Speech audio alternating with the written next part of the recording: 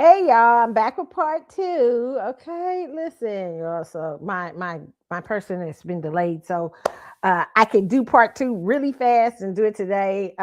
Okay, so I'm going to talk about some of the hot topics that I said we were going to talk about in pop culture and stuff like that because I hadn't got to that today. This morning, I think I just spoke about bare minimum and everything like that.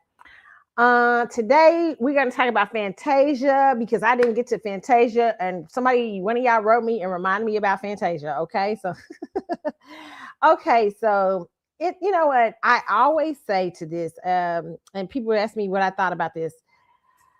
I never like situations where husbands are managers. I never like situations where husbands are uh, uh businesses unless it's been a situation where it's been a very long like time. I still don't like it though. It in the entertainment business, it has never worked out when a husband is a manager. I'm sorry, ladies. It just has not. If you look at the long history of it, just I mean, it just never works. It just never has. And so what? But I don't want to knock Fantasia's husband because he could be a very good guy. And sometimes what happens is you got a lot of people that get into situations that are beyond. Um, hold on, y'all. Hold on. That's beyond their. That's gonna be that's kind of beyond their scope. You know, they get into situations with somebody and they're not understanding the dynamics of what they walked into, even if they were a business guy or this and that, because in the entertainment world is so many different things. Okay. Oh, oh man. So as I talk about this, I'm gonna talk about this carefully with care and respect in spite of my instincts, because instincts can be off. You know what I'm saying? Uh, and why I chose to talk about this because I think it's an important top topic for women, especially spiritual women who have money.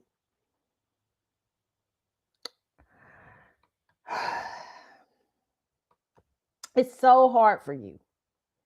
And it's so hard to find love, and sometimes finding love, you have to be so discerning in situations like these. Okay, you just have to be. I can't tell you enough.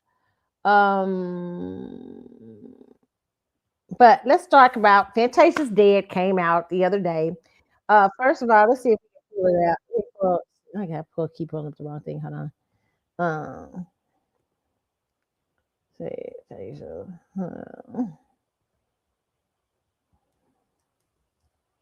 And this is what I do also think: when you're a man that is behind a famous woman, you really have to have you really have to be cognizant of the public and how their perception of you, especially if you came into the marriage with less money or less than.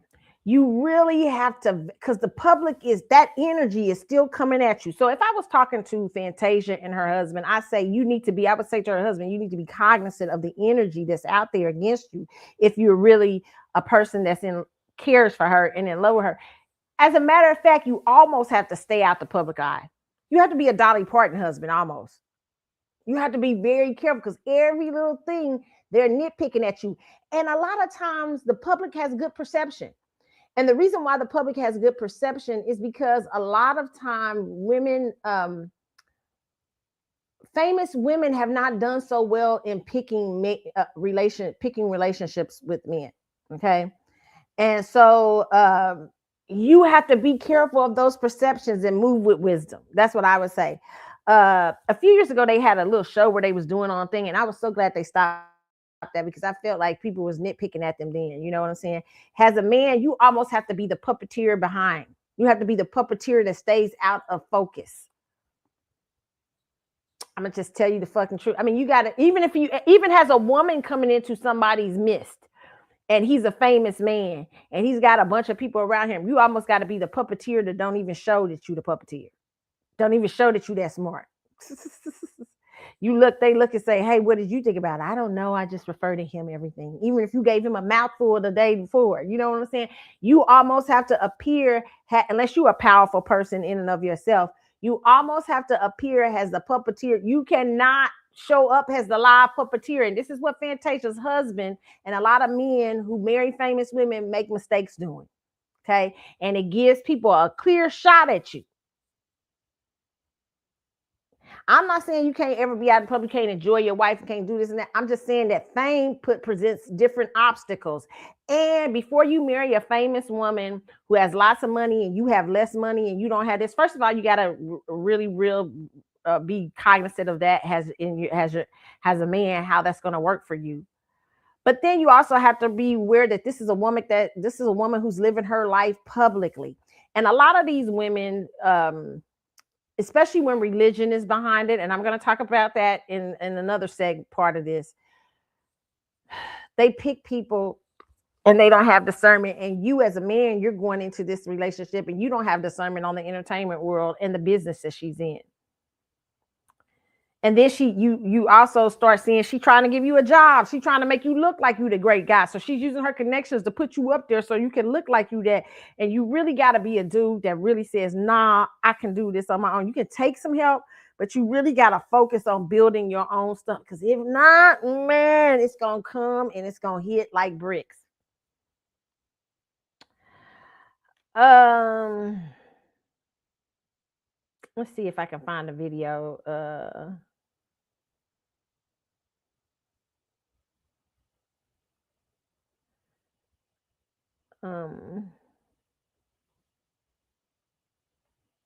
Okay, let me see.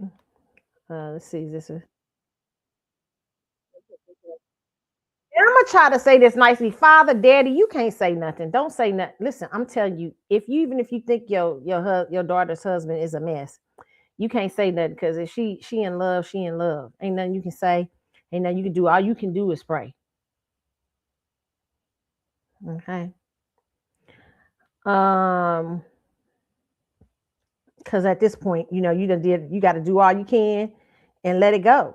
That's not your job to do, as much as you may. I'm not, and Kendall, I'm not saying that. And to me, I don't like the way red flags. I don't like the way they responded, him or Fantasia. But sometimes you don't have to respond. But I'm just gonna talk about this. So y'all want me to talk about it? So let me put it up here. We'll show this part.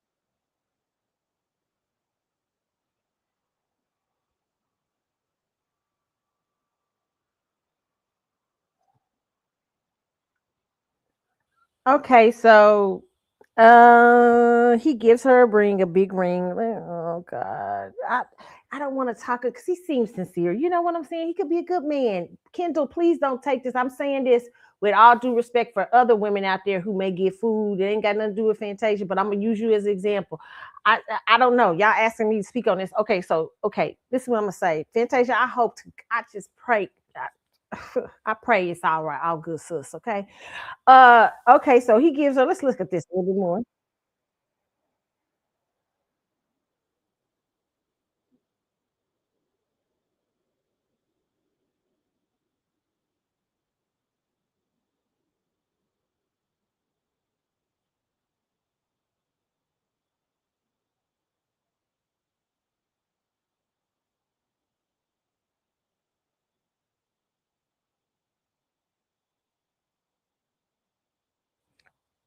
The first thing is whether you do, wow. I mean, it's 11 carats. Wow. Let me just say this, okay? I don't really want to talk about this. Okay. I gotta be honest. I'm a big Fantasia fan, and he seems genuine. Sometimes people walk into messes with they don't understand like the entertainment world, even if he's been around her and been her husband for 11 years, and they come in with all kinds of issues. It doesn't mean he doesn't love her sincerely. It doesn't mean that he doesn't have he I do see red flags here in my opinion, but it doesn't, but I could be completely wrong. Right? You know, so let me say that Kendall could be a great guy, great guy. But I see these type of things with women all the time that get into these relationships like this, and it gives me those same red flags. So listen, Fantasia and Kendall, shout out to y'all. Wish y'all the best, the blessings of the Lord, whatever. But I will say I gotta talk on this from my point of view. You're news. Your news, and so I have to say what the thoughts are in this news. Okay, so I don't want to dog anyone. I don't know Kendall. I don't know Fantasia. Okay, but I'm just going to tell you what I've seen from women like this, especially women in the church. Oh my God, this is so, it's just, and a lot of women, a lot of black women, because they're church oriented and they've had. I want to say this real quick because I'm gonna come back to this because I'm about to play Fantasia's father. But a lot of black women, black American women, we're church oriented. We've grown up in church, and a lot of you growing up in the church has not given you great discernment about your relationships. A lot of you had bad relationship after bad relationship after bad, and people, each person gets slicker every time they come along. I'm not saying this is Fantasia. I'm not saying this is Kendall, and I'm not gonna say that no more. Okay, I already said my thing about them from the get go. I don't know either one of these persons or anything. I'm just saying from my point of view, and my point of view can be totally wrong. And this guy could be the greatest thing since sliced bread. Okay, uh, women in the church sometimes don't want to do the work. You religify everything. You make everything religious. Oh, Jesus. And it's so easy to get to you. It's so easy for a man to have the right words and the right sounds and the right balance and the right things and everything like that. And as a woman, that you have been in constant, because Fantasia, I look at Fantasia. Fantasia was not doing. Fantasia had just got out of a whirlwind, crazy romance with a married man, and a woman tried to sue her, and all kind of crazy stuff had happened before this man came in her life. About a year, two years afterwards, and I wondered if she did the work on herself. And that takes great ex excavation. You know what I'm saying? To really go into yourself and say, whoa, to make sure you ain't getting that. But this guy came and he had, one of the first things he said was, "Can I pray for you?" She was impressed by all that because a lot of men say the right religious women get into that. That happens for them all the time. I have a friend who, you couldn't tell her no. I said, "Sis," I said, "Baby," I said, "You've been through it. I'm gonna tell you one time. You asking me my opinion. I'm gonna tell you one time, and I ain't gonna tell you no more. You deserve for this man and yourself to have the best experience, and so that you can see him properly and he can see you properly. Work on yourself because you've had a number of situations where you haven't discerned well. Take it slow." Like Fantasia got married in 2 or 3 weeks. They said allegedly. Okay, I don't know. Okay, that don't mean God can't bless it. Okay, and God can bless mess. Okay. God can bless a mess. Okay. So, we all human out here. We all having a human experience. Okay. But this woman, she did this, she went fast. And she didn't want to really do the work on herself. She religified everything about this person. And he was doing the same thing. Everything he talked to them from religious, everything was religious. Everything was spiritual. I was like, But eventually it showed its true face, okay? Ended up not being good, okay? She ended up being completely fooled by religion. Because he talked a religious game. He knew how to cry, Jesus to God, and we've been fasting and praying, and I know the word of God says. He used to do all that. Okay, I rebuke them people talking about our relationship. God don't know. We gonna lift up God, but it's the little. I always tell women, it's the small. I tell men this, even in myself. Sometimes when I'm doing crack, I got crack. It's the small foxes that spoil the vine.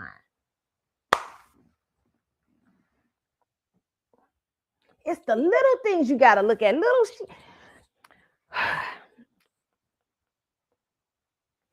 you got to look at the little insecurities in yourself that draw certain types of energy. So religious women tend to not want to do the work. They tend to religify everything. And a lot of them really, the truth is they in church, but a lot of them horny as fuck. They are. I ain't gonna lie. I done met a lot of them. They try to religify it. Oh, God, God, Jesus gonna give me a husband. They religify everything. And then they jump in and out of a bunch of relationships because they horny. They don't want to admit that they really horny. And they sexually really sexually or quick to jump into stuff.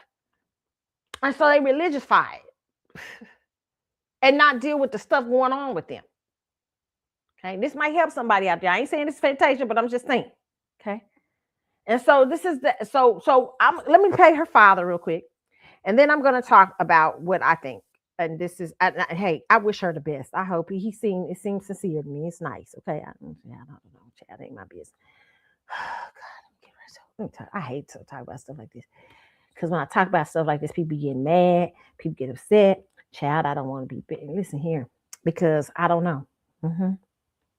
Okay, here's Fantasia's.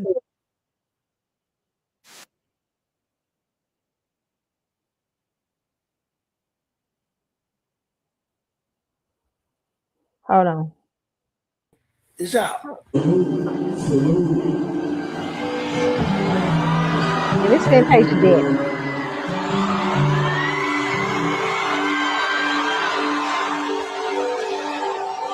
Are they just for the whole video?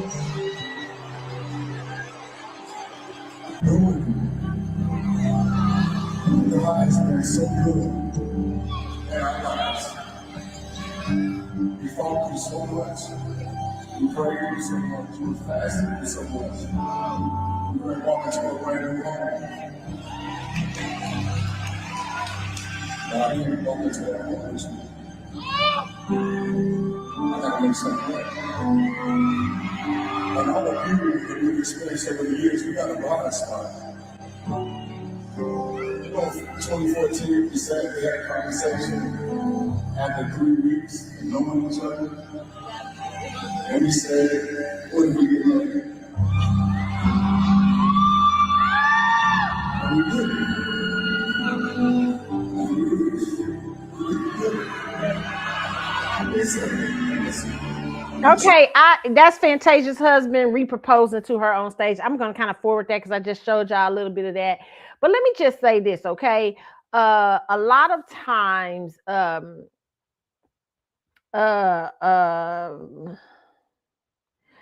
women, I'm going to say something for famous women because I've seen this a lot, and a lot of them have been religious, from Aretha Franklin to Melba Moore.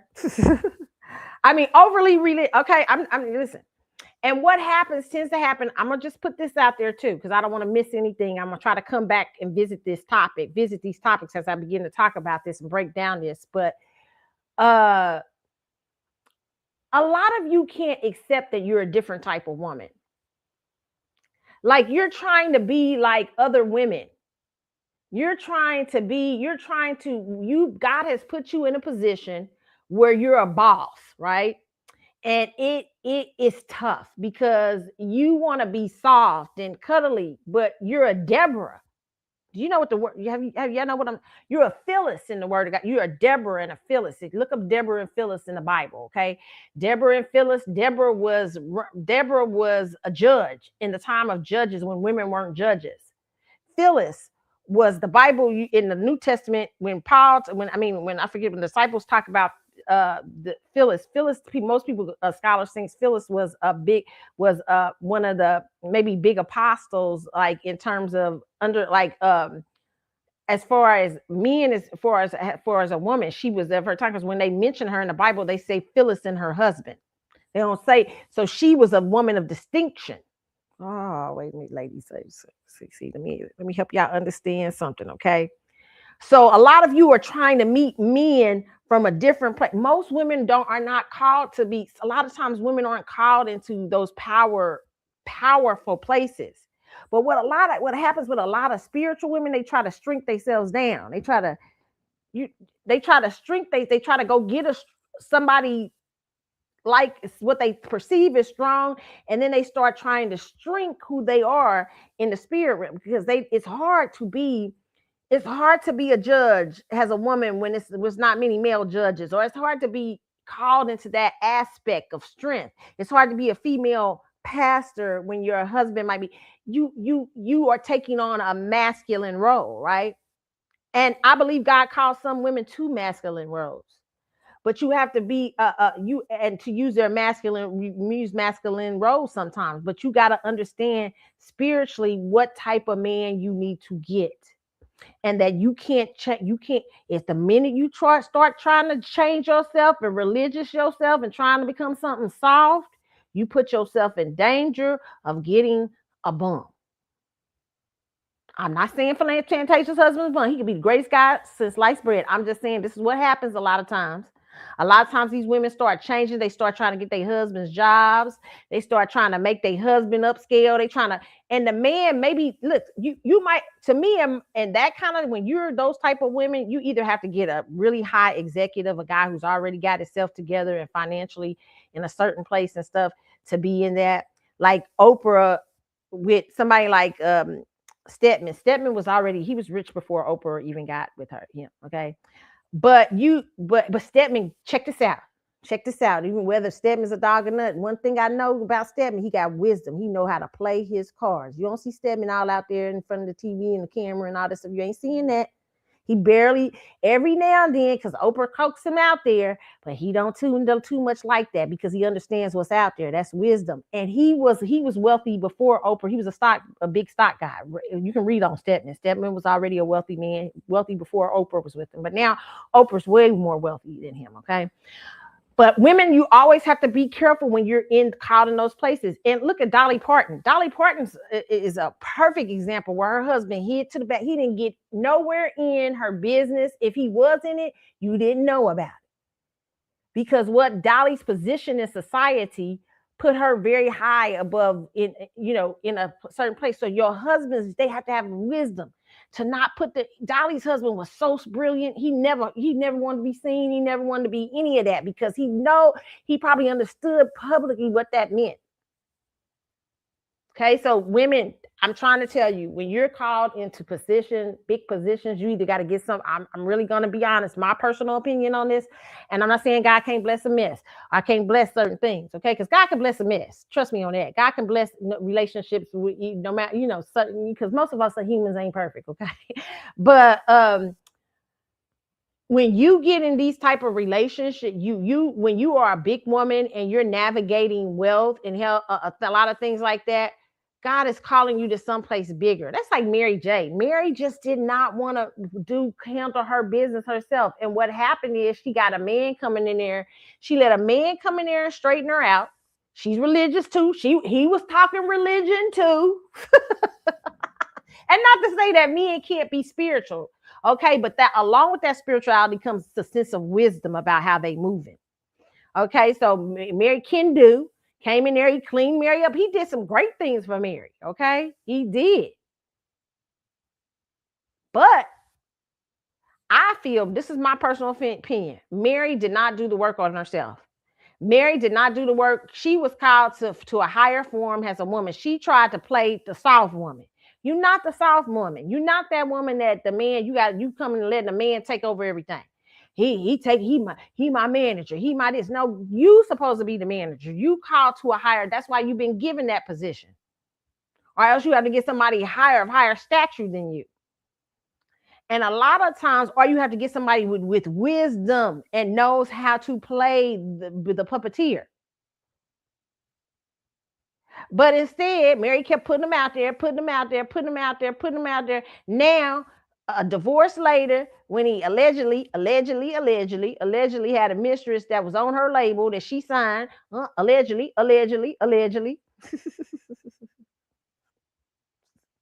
allegedly 30,000 a month in that she was paying in.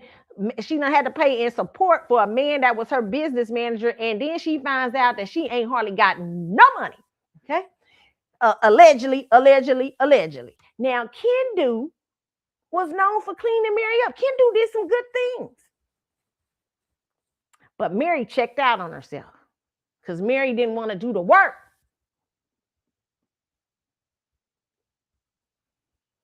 Mary want to play soft girl. Mary ain't nothing about your life soft. Ain't nothing about Mary J. Blige's lifestyle. Everybody can't be a soft girl. And that's okay. Some girls gonna get taken care of, but some women are called to other things. And that don't dog the girl that's called to get taken care of because she got her. There's the Esthers of the world and the Deborahs of the world. Oh, when y'all catch that, I come back.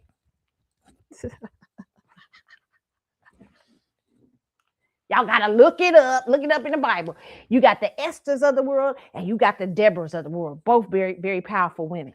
Okay, you got the Esthers. Let me explain to you, who are the soft women, who are alluring, who've learned to play queen to the king. Then you have the Deborahs, who say to the men, who are ahead of the men, who are running men and say, if I go to war for you, a woman is going to get this victory. Oh, y'all got to understand what you are. You got to understand what you are, girls. You got to understand what you are so that you won't get the improper king. Now, I ain't saying Fantasia got the improper king. I don't know Fantasia's business, but I'm using Fantasia as an example today because some of y'all was asking me what I thought about Fantasia. What my thoughts are, I'm telling you, I think Fantasia trying to play soft girl. Ain't nothing about your life, Fantasia been soft. Okay? But you trying to play soft girl. She trying to play soft girl now. I done gave me, he president of all my businesses. When I hear a woman say that, I'm like, oh, Lord Jesus, help me, God. Help her pray, Lord.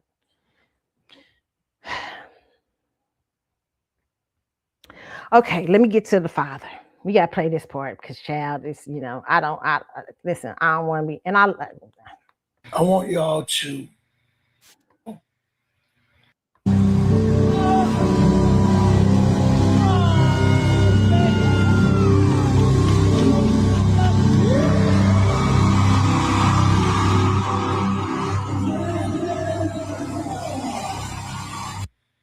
now, first of all, I want to, and I ain't gonna be on long because I wanted to be shared, and I want to go ahead and kind of get to the point. I want everybody. What's happening, Q? How you doing, buddy? I want everybody that's on here or that is a Fantasia fan. I want y'all to listen to me and hear something. I want y'all to love her and pray for her and push her. I'm a little confused today. The video that's out of Fantasia on stage, I think she's in Texas, and her husband walking out. The post that I made, I meant, and the reason I posted it is because I know for sure what I'm saying. Um, Number one, okay, Q, okay. Hey, Bam. Listen, because a lot of times you can't you can't express what is going on through a post or this that. So that's why I wanted to come live, and I want everybody bring everybody in, those that are Fantasia fans, and because I want y'all to know one thing. I love my daughter. She's my daughter. And I want all her fans to keep her in prayer. Number one, for those of you that have son or daughter or children, the work that I put in with my kids at a young age, I dare not let somebody that I know manipulate. Now, I want to stop this right here because sometimes fathers can leave their daughters exposed. And sometimes the new man in their life could be stopping them from doing certain things. Now, the problem with that is you came in there with nothing compared to her. Okay, that's what y'all saying. I don't know if you came in there with somebody. Let me know. Okay, from what I heard, it wasn't really big time businesses. I think I've talked about this before. She more had the more money, right? So it's very hard for you to come in there. You have to come in there from a very place of humility if you're a man. And really, I didn't like him letting Fantasia answer back. It told me a lot of things because most men would be like, nah, I handle it. Don't worry about it. Our father-in-law, I got some more work to do to prove who I am to you. I understand your concern for your daughter. But instead, he's trying to defend himself. That kind of makes me concerned. But I understand. Maybe he's tired of being attacked. But to me, there's a lack of using wisdom every time. Even the answer to the father doesn't seem energy. It seems weird to me. Okay. And I just, women have to learn these things on there. They got to learn these things. These are hard. Even when you have a man who really cares for you, but if he doesn't have the wisdom to sit beside where you're at, it can still turn into a mess. Even if he really cares for you. That's why I always tell people you have to it's not just about love. It is about discerning who you are and the place that you're supposed to be sitting in. Because even sometimes you can come into a person's life and your presence is so big and so huge and so powerful in that person's life. And that person, maybe that person is, let me just say this, and this is sidebar, okay? That's a weak person. This is a weak person, but you more the strong person.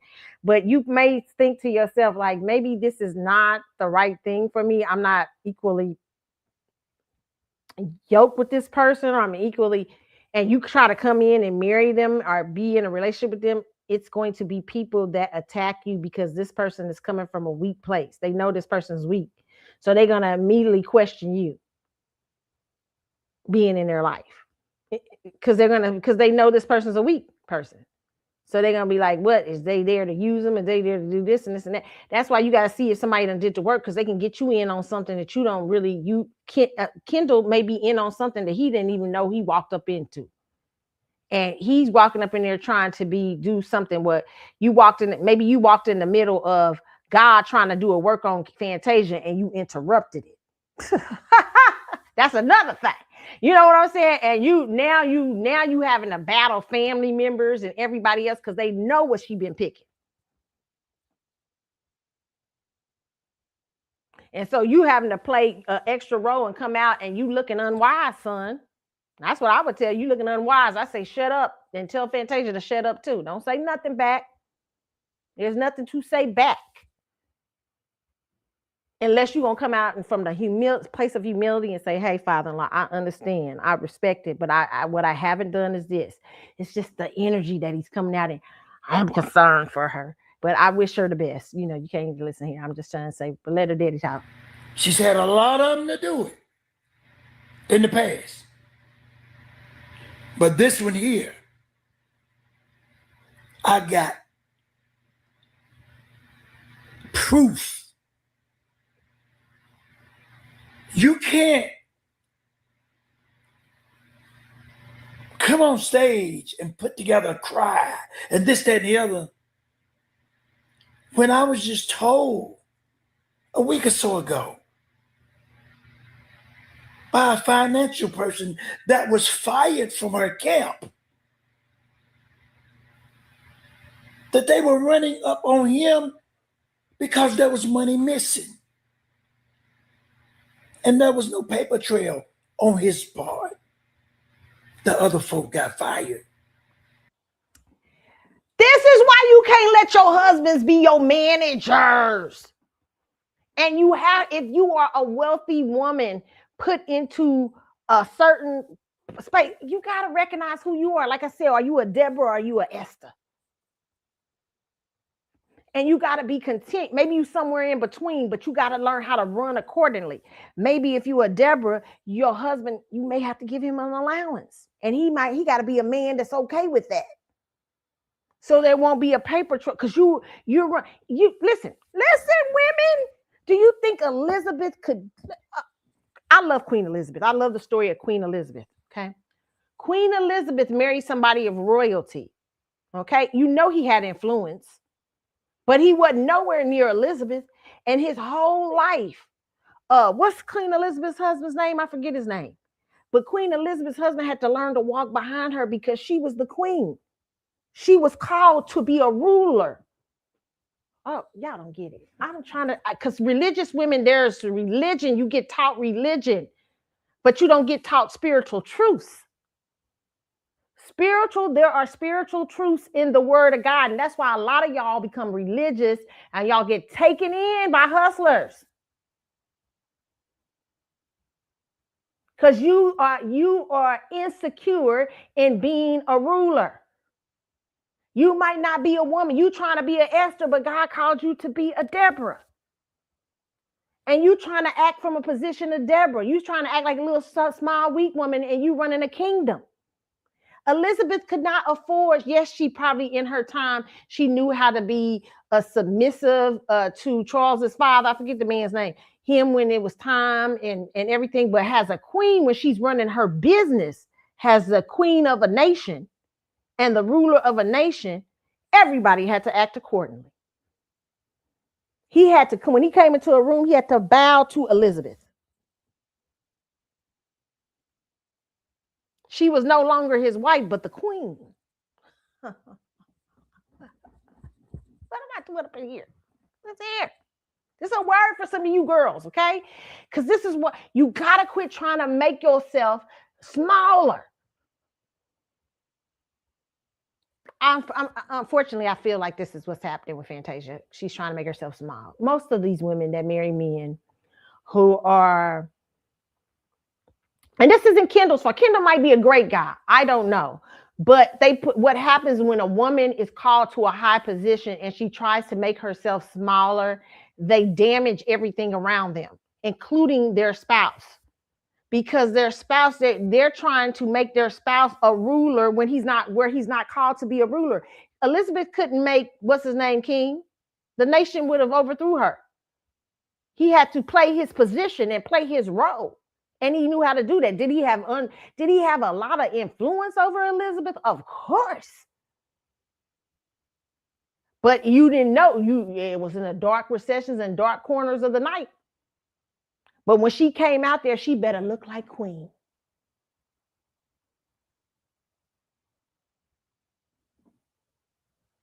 Even her son, whom he bore with her, is king to him. Had a higher rank than him. That's what I'm trying to tell you, spiritual girls. You're gonna have to stop. Everything is not painted the same. You religious, you're not spiritual. Read your word with spiritual eyes. Every woman ain't, you say you want women be subjected, women are this to their husband, but God understood You see, there are tons of stories in the Bible where women were rulers or women were in different positions. Though every now and then there are women called to different things. But general, and that doesn't mean a woman in her everyday life can't be submissive to her husband, can't be this and that. But when you're called to the business of things, if you're called to be a rulership, or if you're called to certain enough, that is different. You also are called there. You have to make sure you got the right spouse who understands what that is, so that it'd be easy for you both to submit to God and understand position and thing like that, and a person who understands who you are. You can't be constantly making yourself small and giving a man a job and giving men this and that and trying to come on. You see, he running my businesses. You know what I'm saying? You done gave that man a job, girl. Okay, I mean, you know what I'm saying? It's like, you can't, you can. I mean, Elizabeth gave what's his name? I forget the man's name, but Elizabeth's husband, he had some things just as a result of being Prince. Was it Prince? What's it, Prince? I know Prince Andrew's the son. I forget his name. Prince whatever. Prince Philip has certain duties he was called to be as a king, and he had to play those duties smartly. But he could never stand in Elizabeth's way being queen. He could never start acting outside of being more than he's her protector. Yes, he's her husband. But he always had to recognize that she was queen. It was a different kind of role. So you have to move in wisdom in those kind of roles. Right now, what I'm looking at, it does not look like they're moving in wisdom. And of course, Fantasia, I know Fantasia's going to defend it. And that's okay. Because that's where she at. Okay, she's trying to play small. I get it. Okay, but let's see it. But he got her fired. How a concerned parent like yourself, whoever's got a family, whoever's got a daughter or a son, you sit back, that would be less a man of me not to shout it out. Yes, I'm going to shout it out. I called out the man. And sometimes you don't get it until it's too late.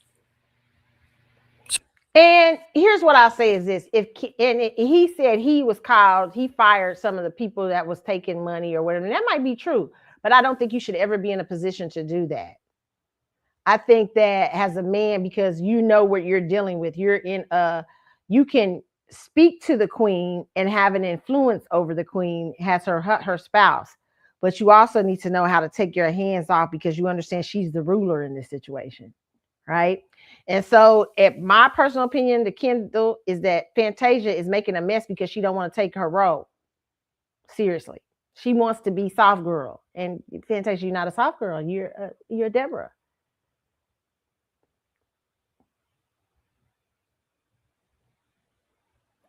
And so either you accept that so that you won't ruin Kendall's life, because if he's a sincere man, your role will suss him out.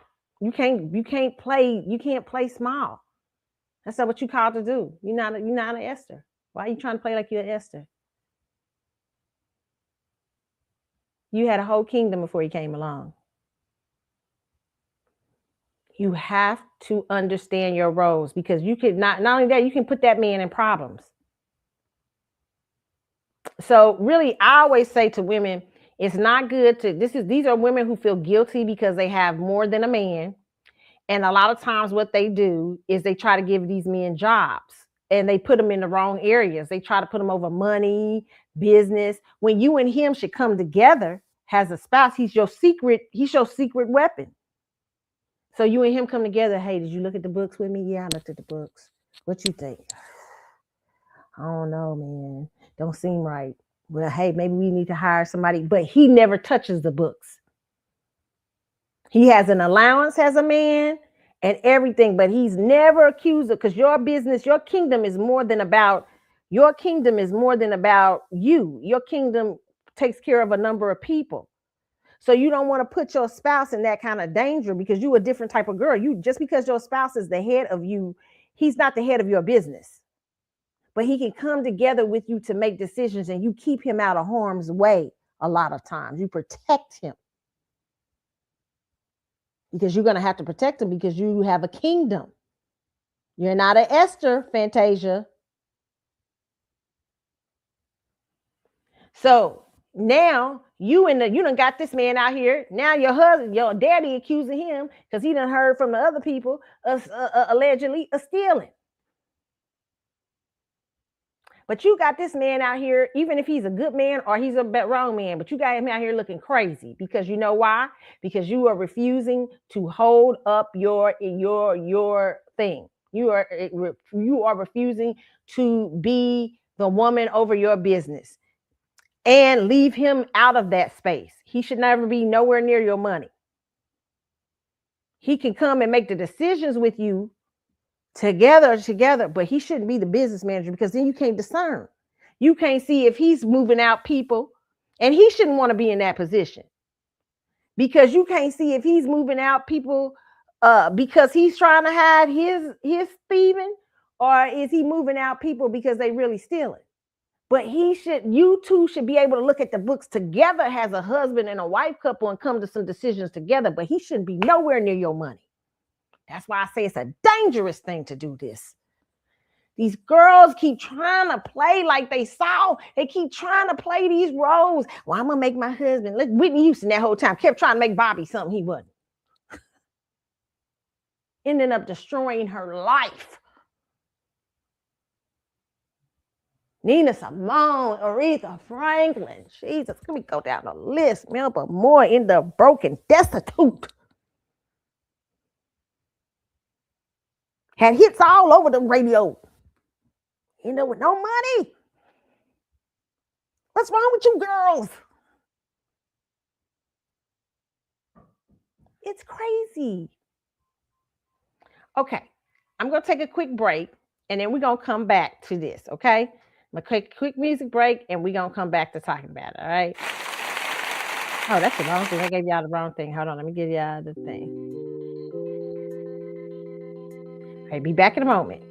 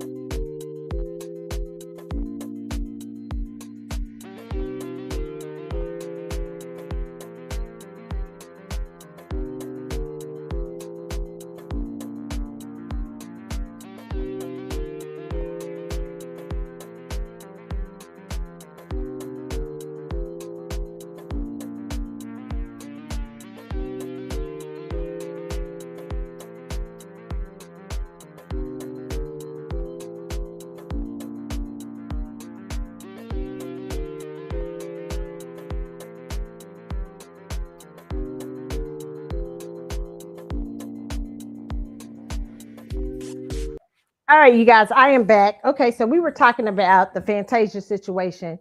Now, some of y'all would say to me, what is Beyonce? Is she an Esther? I say Beyonce's in between an Esther and a Deborah, okay? When you're talking about Jay-Z, Jay-Z had to prove himself to move up into that kingdom. Matthew didn't just succeed to hurt him easily. And I think Matthew still watches him, but Matthew's smart. Matthew is very wise. He knows he can't say nothing. He knows time will play itself out. Okay. But Jay-Z had to, in order to come up and run Beyonce's kingdom or anywhere near, and anywhere, and I don't know if he really runs it. It's probably more so Live Nation. But even to give that part or that energy, he had to become something different.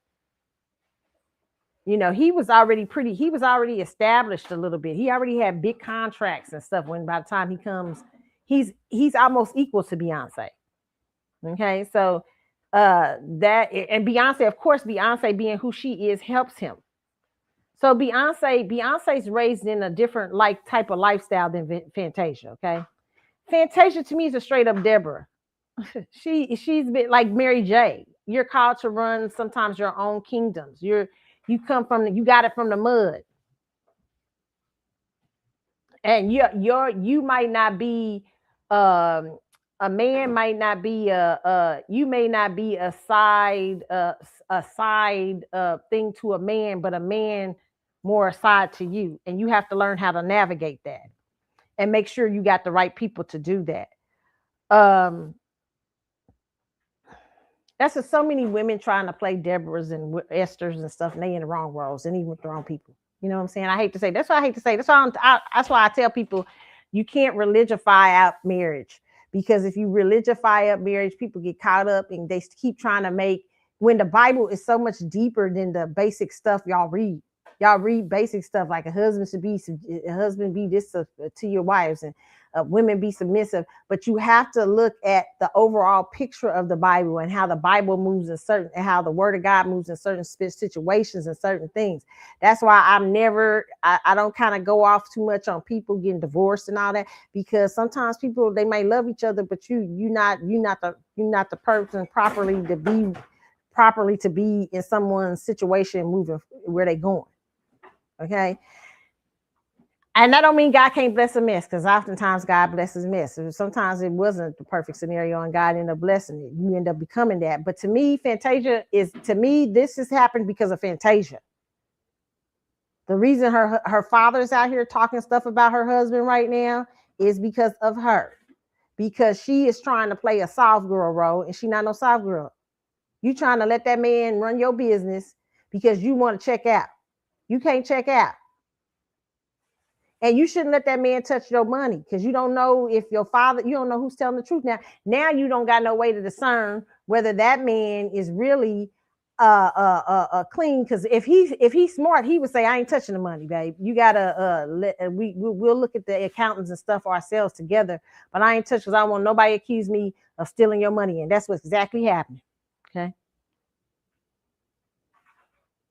Now you don't know if you letting him come in and fire people. Why have you girls not learned from the Mary J. Bliges of the world? I don't understand. And I'm not saying Kendall ain't no great man. He could be a great man.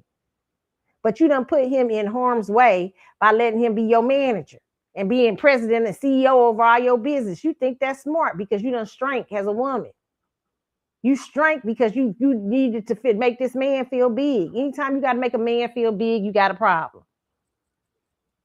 You trying to make a man feel big. You trying to get that man a job. It never works. Kendall, and I say that to Kendall. Somebody tell Kendall, don't let her put you in the, even if you a good guy, then you better quit rocking up on stage, showing off 11 karat rings and all that stuff, because that's not wise in the position she's in. That's just my personal opinion. All people going to do is find some way to nitpick it. And the next thing is, and energy is very powerful. They will send their energy to you. The next thing is, if you really that man about that, like, don't let her put you in the middle of that money, because her daddy making a point. You didn't come in with nothing. Like, she got something. You came in maybe with a little something, but you didn't come in with nothing. You don't want nobody accusing you of stealing no money if you ain't no thief.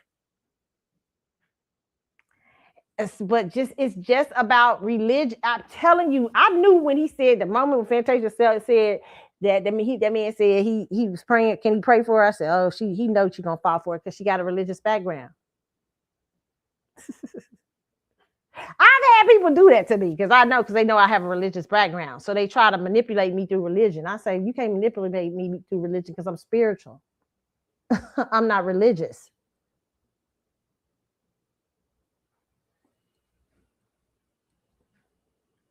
A lot of you women constantly you don't understand roles. You don't understand spiritual. You don't even understand spiritual. That's all of us. We have a problem with understanding what it means to be wife, husband, spouses, and in different positions. So now Fantasia out here trying to defend her husband. And Fantasia, if he turned out to be what your daddy say you're gonna be looking crazy. Now, there's already been a number of times in Puff. It was T-Mobile. I don't want to be talking about it. T-Mobile. Again, T-Mobile guy, what was he trying to play? Trying to be Esther when you were Deborah. But I digress. But let's listen to the daddy, okay?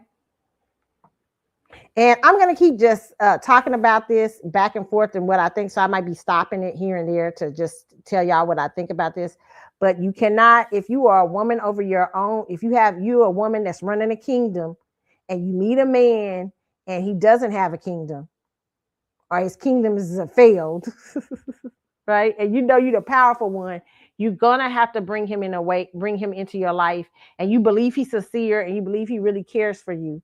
You're going to have to bring him into your life in a way that he is protected. You can't let him over your businesses. You can't. Well, he's my husband. No. You are running a kingdom. Your marriage, yes, you both oversee the kingdom together, but you got to protect him because your kingdom is publicly. You're different. You're not like every woman. Most women don't have kingdoms. When most women marry men who got money and they take care of them and they aside, you are Esther. Very powerful nonetheless. But still, you understand your influence is different. You are Phyllis.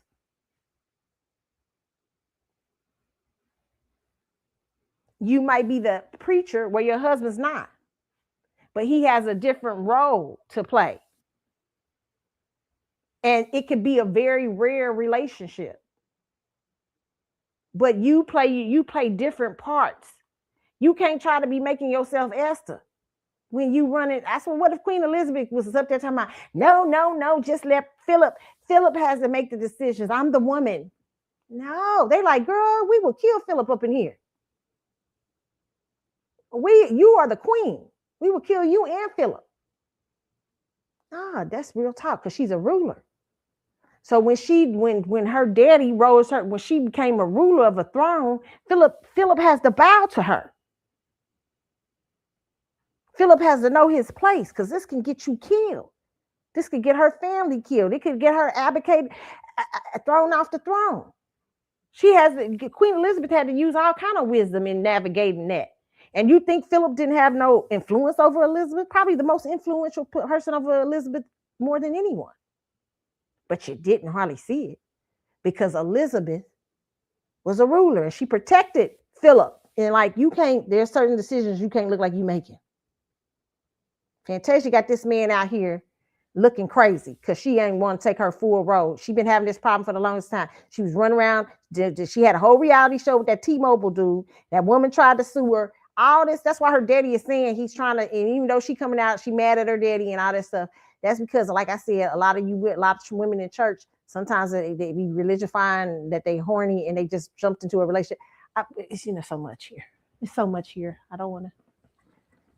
Y'all asking me what I think about this. There's so much. Because I've seen the story before. The story has played on the big screen before. Let's do it. And listen, somebody just said to me, he's doing a good job because Kendu did a good job. You think Kendu didn't do a good job? Kendu cleaned Mary's ass up. I remember Mary used to stumble out on stage drunk. But Kendu, you ain't God. That's what happened. Kendu tried to play God. And Mary didn't want to clean up on her own. So she had she cleaned up with. Sometimes women get good dick in their life and they start, you know what I'm saying? They start doing too much. You know what I'm saying? Instead of they let the dick clean them up, and so and they let the man interfere. I've had this, in my life when I was dating, when I didn't want to focus, or when God saying to me, do this, and I let a man come in instead of keeping me focused. Because you don't want to deal with so you try to make your life, you try to make less the God is calling you to be something, and you sitting up there, well, I need it to be a little easier. I need to go on some dates, or I need to do this. And God's like, no, not right now. You don't need to, because you can't discern what you need. And so Mary J. Blige, he came in, he did some good things. But later on, it all started to crack. Found out he wasn't doing her business good. In the end, she was paying him $30,000 a month. Allegedly, he had a mistress that she signed to her record label. Allegedly. Now Mary is doing exactly, I hope so, because it looks like it. I'm just saying that hopefully. She's doing exactly what I'm just trying to tell you, ladies, you either got to go high, you got to change yourself some way, go either to a higher part, or if you're going to go lower, you're going to have to get yourself together and be able to protect, because you're protecting, because you're acting as if you can't get a man of higher stature, then now you becoming masculine. So you're going to have to walk in a strange, a different path. So Kendu doing some good, so him doing some good things don't mean shit. Oh, her concerts ain't got better. That don't mean he ain't robbing her. Yeah, let me just say this, okay? You definitely want the product to be doing good. For a minute at least. You definitely need her to be able to get out on them stages and stuff like that. Kendu was a smart guy. Yes, clean her ass up.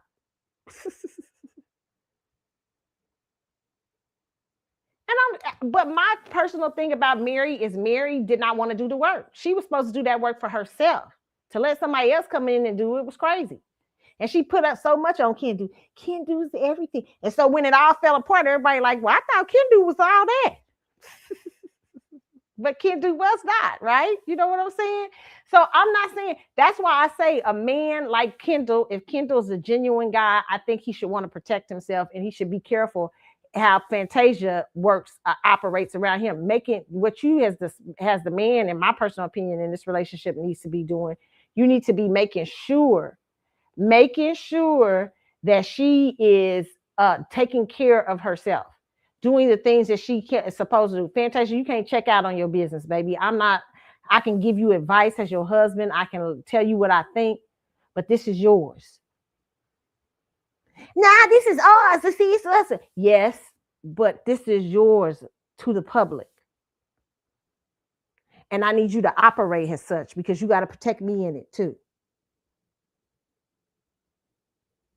Now, if you're the kind of man that don't want that kind of sauce, then you might not be with Fantasia, because Fantasia is going to be called every time to be a Deborah. Fantasia is not an Esther. And I will tell her that in her face. You're not an Esther. You're a Deborah. Okay? So, Deborah, look at how Deborah operated. And imagine if Deborah was married, or a Phyllis. You're a Phyllis in the Bible. Phyllis was married, but Phyllis was the head of the ministry, not her husband. And you can't keep trying to run out of being the role God called you in, trying to be something that you ain't. So I'm trying to make it look like he the boss. I'm trying to make it, he ain't the boss. He's the boss to you and your marriage, but he's not the boss to your business. And you putting that man in harm's way doing that. You know how many times Whitney probably put Bobby in? That's why Bobby was checking out, running away. Because Whitney was trying to make Bobby something he wasn't. Bobby wasn't that. Bobby was like, Bobby was never that.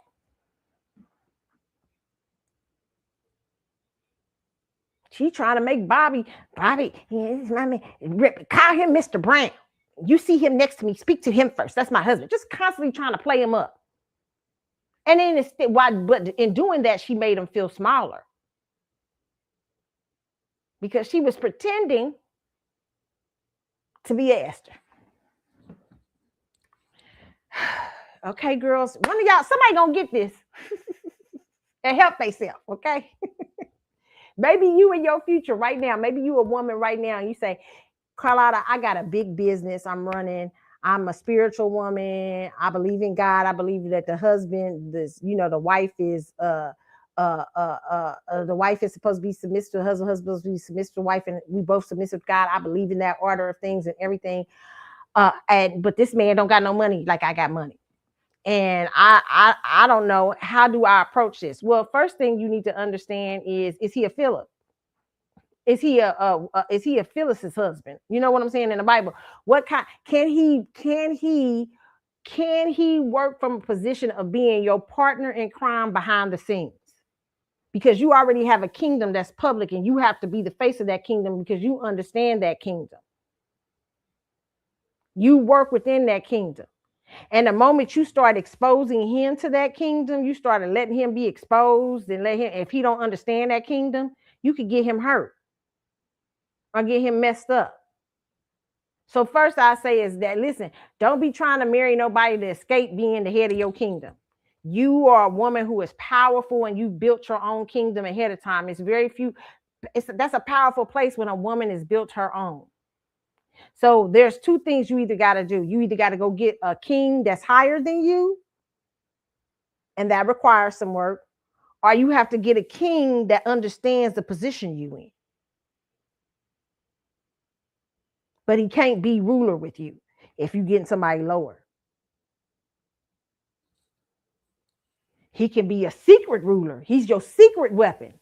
Okay, because he's coming into something with something. He might be smart and everything. He could be your secret weapon, but you can't let him in. You can't let him in like that if he came in a lower place. Okay, or if you running your kingdom, you just got to be wise. He could be every bit as much as the ruler as you are, but you can't let it be seen. You think Philip wasn't? You think Prince Philip wasn't helping Queen Elizabeth make decisions? Of course he was. And people probably to a certain point, they said Philip was the reason why the weddings and things started to be shown on television of the royals, because he understood media and stuff like that. But Philip also knew how to play his role and let it look like it was Elizabeth and shut up and let the rulers talk. Let her be ruler when she needs to be ruler. And when he get out of place, they remind him, she is the queen. She's not your wife right now. She's the queen. And you got to be a man that respects that. And that's very hard if you're a man. You got to be a special type of man to be married to a ruler that's a female. And that's not only in monarchies and stuff like that, but that's in a woman in business, a woman in this, or any kind of woman in something, in some sort of rulership in the society. You have to be a special kind of man if you're going to be lower than her and come in with less than her to understand your position. You have to use great wisdom. And you got to understand when somebody running, and you shouldn't be getting in the way of God. When you see somebody trying to, and Fantasia, any man that come in there talking about like he talking to you like he's gonna run everything and everything, you should have been warned. You should have been already weird. You should be, it should have been scary to you. I'm not saying this is what Kendall is. I don't know. I just think Kendall may not understand the position, all the positions and places. I think a lot of people get religious. And if I was him, I'd stay out the money. Stay out the money, Kendall, because that's the only way you're going to be able to follow it, brother, is to stay out the money. You cannot be in the money. You cannot, because you look like you have less than her. So anybody can come up and start blaming you to something. It is wise. You might think it's wise. It's wise for me to be over. You oversee the money with her. When you and her walk into a room, she oversees the money. You and her over. You can be in the room. You be quiet. You just let them talk to her. And then together, you talk together. You say, hey, this is what I think and this and that. And then she makes the decision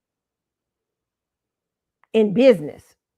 But you are the influence of the household. And you can say, hey, I don't think this is why. But you putting yourself in the place of that money, you putting yourself up for danger. Because let me tell you something in the end. See, for some reason, you working for it, right? It's working for you right now.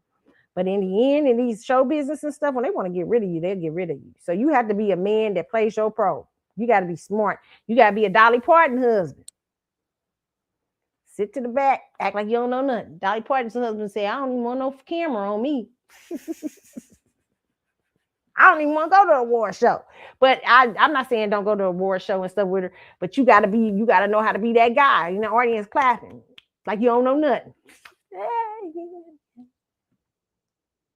When they ask him a question, you smile and, oh, yes, sure. That's blah, blah, blah, blah. Unless you already a ruler, unless you come in being a ruler. If you're not coming in being a ruler, you can't do nothing. You got to learn your position. Okay.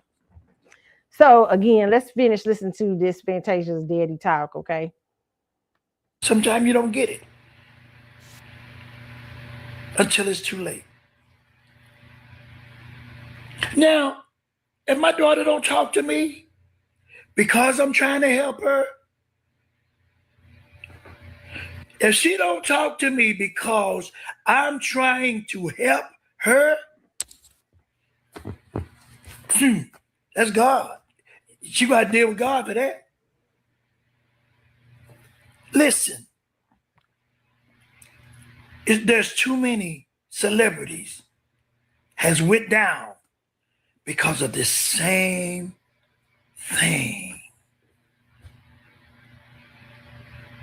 You say you love God, but you put a man before him. How can a man come out of prison Oh, he was in jail? Uh-oh. and then listen to the video? What the man said. Go back, listen to the video. The man said, she chose me. She chose me. Bible readers. I know he who finds a good wife, but you religion find that too. Listen, I believe that there are different aspects. Yes, it's true. Yes, I agree with that. And listen.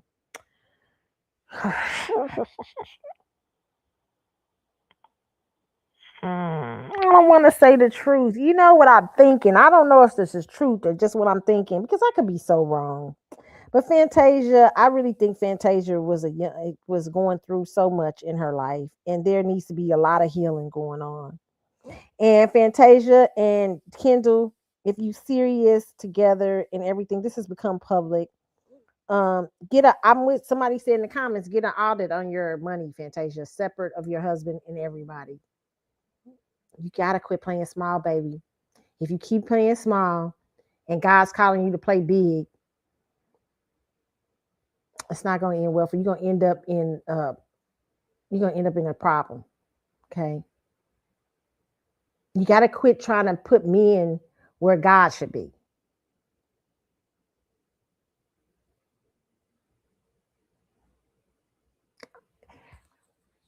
You know, it's tough when God calls you to this, like to be a woman that runs a kingdom. It's the toughest because you're acting unusual from other women. I know women right now who are kings who are kingdom rulers married to men who are not kingdom rulers, right? And they try to look like they're not kingdom rulers. It never works because they always start to show themselves.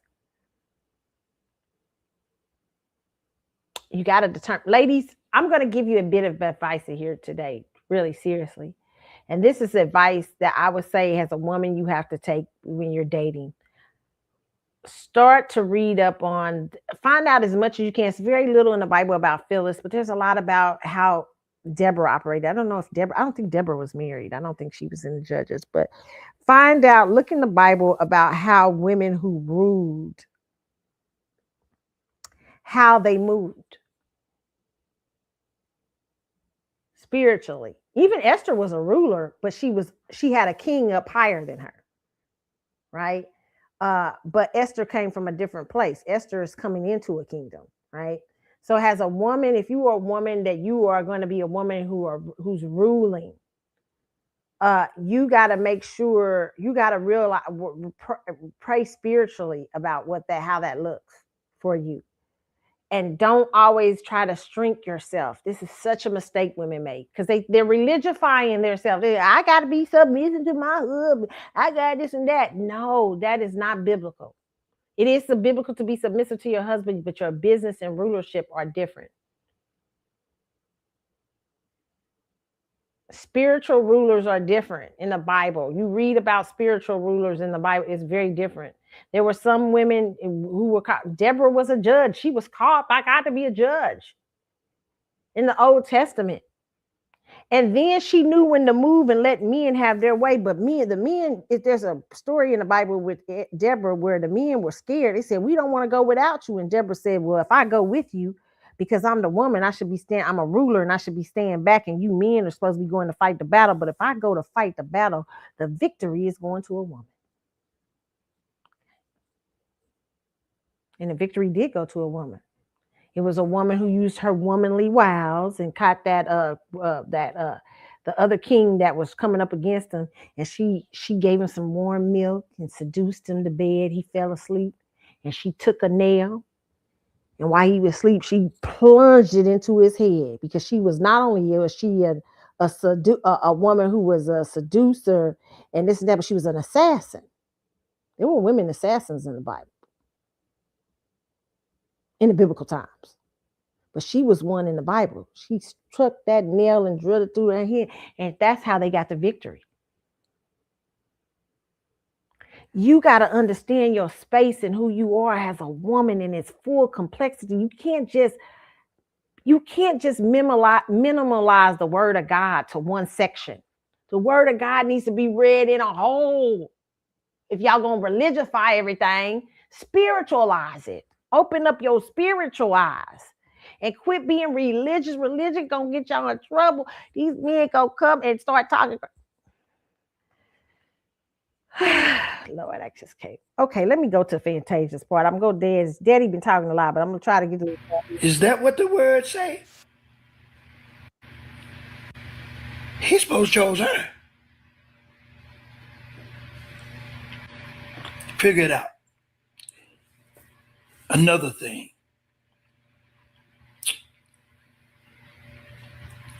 It was prophesied by Louis Farrakhan.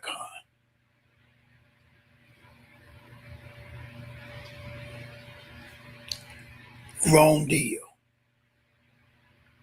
But they went against it. She went against it. You say pray. You could, I don't know who you're being taught by, but you can pray, pray. If that person going against your prayer or going against anything that anybody say, you can pray until you turn blue. They're not really gonna pray until they're belly up or either face down. When they done come, taking all your assets away that God give you. So now listen, this is not a call. I'm not going against my daughter. But if the God is in you, don't show you manipulation. And when your man go openly and say you chose him,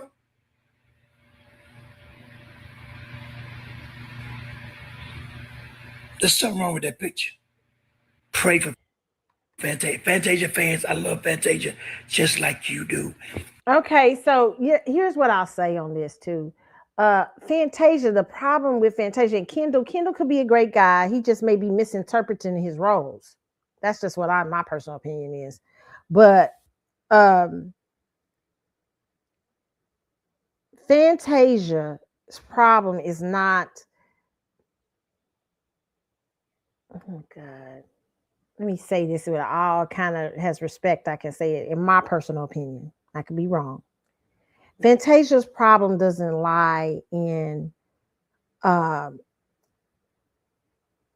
yes, wanting to be loved is a very big part of it. But Fantasia wants to be a princess, and she wasn't raised as a princess. She was raised differently. And so Fantasia might be one of those girls that look at other girls who are princess-like and be like, wow, I want to be that. I wish I really was. But her lifestyle dictates something else. Where you a girl, you get it out the mud. But you looking over there at princess and trying to be princess, but that ain't what you called to.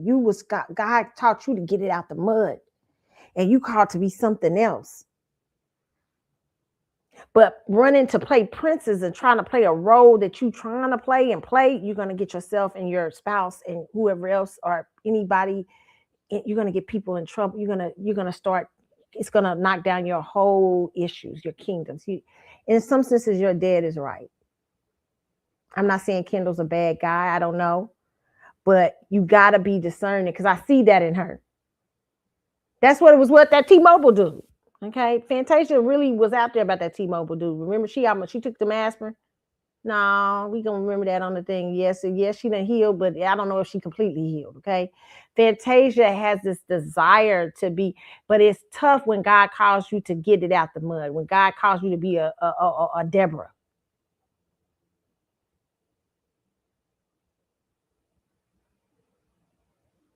And really, you know that because you never really comfortable. You pretended. Fantasia, the piece, she'll know that in her. She'll know that in her. She knows that. She'll probably fight. Whitney knew that. Whitney knew she wasn't called. Whitney to me was in between. But Whitney denied the men who could run the kingdom for her. She denied them and decided that she was gonna try to get somebody lesser than, and she ruined that man's life and hers too.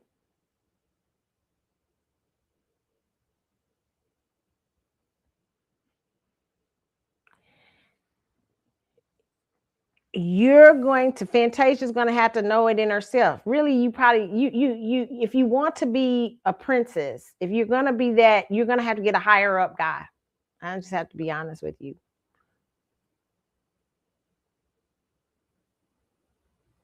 Or you're going to have to let Kendall, you're going to have to take on your role as the Deborah and help Kendall find his place. And that's all I can say to you girls. I know, and a lot of hood girls come because they want princess stuff.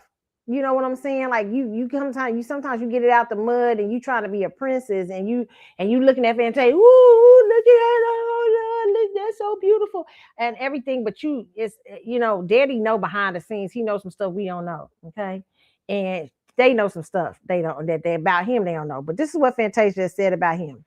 She said, "You took my moment, but I'm taking it back. Salute to you at salute first." She said to her father, okay. She said, she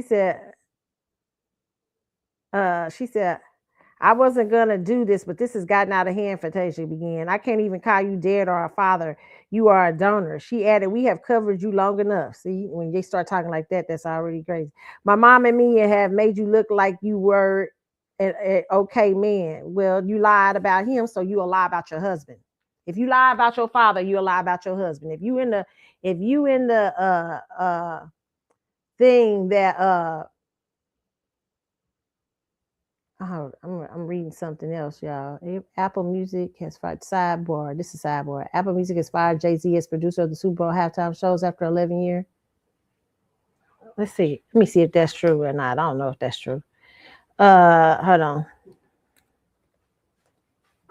But going back to Fantasia, okay, if you lie about your daddy, you'll lie about your husband because you're used to protecting men and you're used to not telling the truth on them.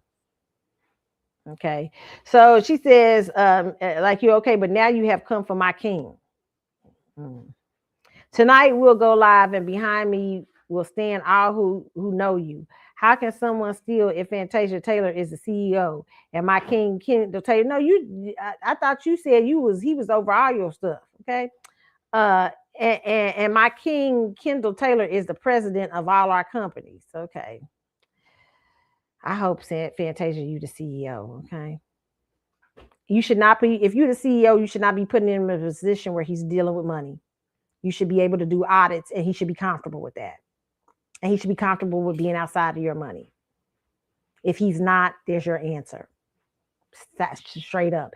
If he's always got to oversee the money, if your daddy's telling the truth, you better be paying attention, young lady. If your daddy, I hope he's not. I hope your daddy's so wrong. But your daddy said it was a guy who was somebody who was a financial advisor that told him the other week that Kendall allegedly fired financial people who was telling you about him. Your husband shouldn't be near the money. You protect your husband when he's not near the money. You don't protect him by trying to give him a job and make him look like a king. Quit trying to be Esther, Deborah. What the hell you doing? Quit it. You can't get that man no job. You not protecting Kendall. Kendall, she not protecting you. What she doing is trying to get you to do the work and faking like she's CEO. Because you done told her, well, yeah, you can look like you CEO, but you don't want her to do that. You need to let her be her CEO. You need to get out of her shit. Get out of it. I cuss. Okay. Get out of her shit. Get out of her shit. Let her run her money and come to you. You make decisions with her behind the scenes, but you should not be in her business. You don't know nothing about the music business. Not that I know of. You have a background in music business and stuff. Stay out of it. Only make decisions behind the scenes with her. You protect yourself and her. Otherwise, I'm probably believing most of this. I'm believing that I'm really leaning towards the daddy because I've seen Fantasia. Okay. So I hate to say this. But it's happening. It's constant. This is constant all the time. They saying that Apple Music saying they did not fire Jay-Z. Okay. So that's not true. No, Apple Music did not fire Jay-Z, but it's probably coming pretty soon if he keeps getting these things out here, okay? Let me just say this, okay? Okay, you got to be careful. This is because she's in the business, and I know it's in the music. The minute he looked like he interfering in that, one thing I've learned though, notice even with Mary went up pretty high with Kendu. Kendu really was doing, but Kendu was an exec in the business. Kendu wasn't not an exec in the business. He was, at least Kendu was an exec in the business. Okay. I don't know where this guy comes from. If he's coming out, y'all talking about he coming out of jail. I didn't know that. Okay. So that's even more like, not that people couldn't come out of jail and be great and all that stuff.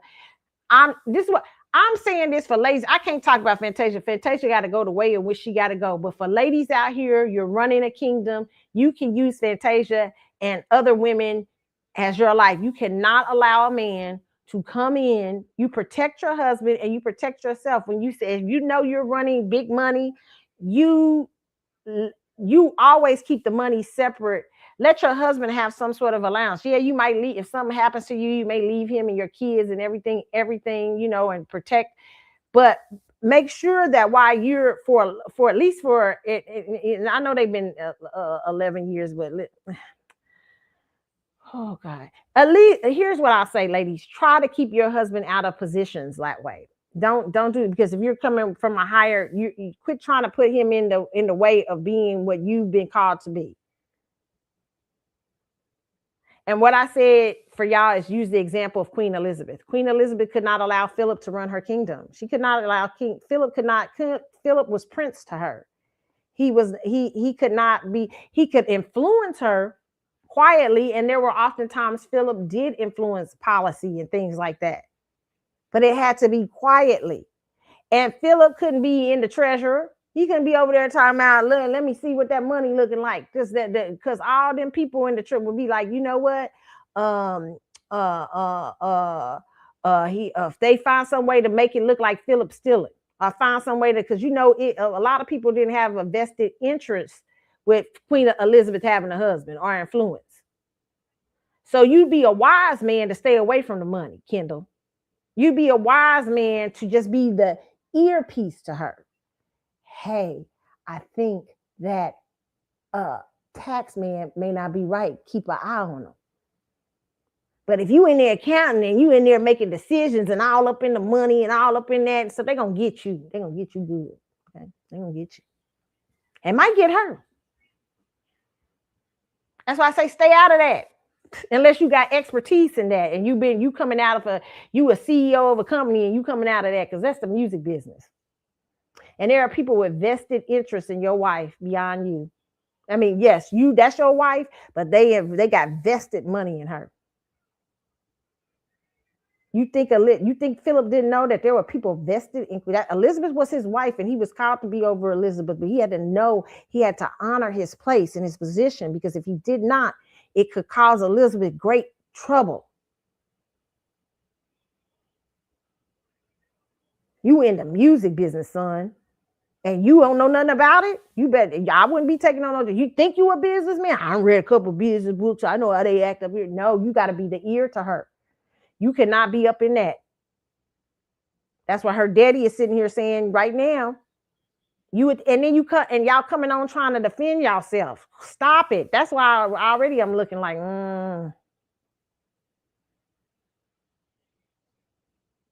when all that should be said is, wife, hold on. Listen, father-in-law, I did not steal from her, and I know you want to believe that, and maybe we made some unwise decision. I've been too intimate with the money. I've been too this and that, and that and that. And I'm learning. I want you to trust me, because I want to bring honor to you as my father, even if he ain't the best father-in-law. Okay, because you understand that. And Fantasia, it's really hard, because if you've been lying about who your daddy was, because I know your daddy, y'all said y'all daddy was out. If you've been lying about who your daddy was, then you'll lie about your husband too. So I'm not quite sure what to think of you right now, or whatever you at. But I can't worry about Fantasia. Fantasia gonna do what she gonna do. Whatever it is, whatever I think, where girl is, whatever y'all think. But what I do try to use these things when y'all bring me stuff about Fantasia or people like that.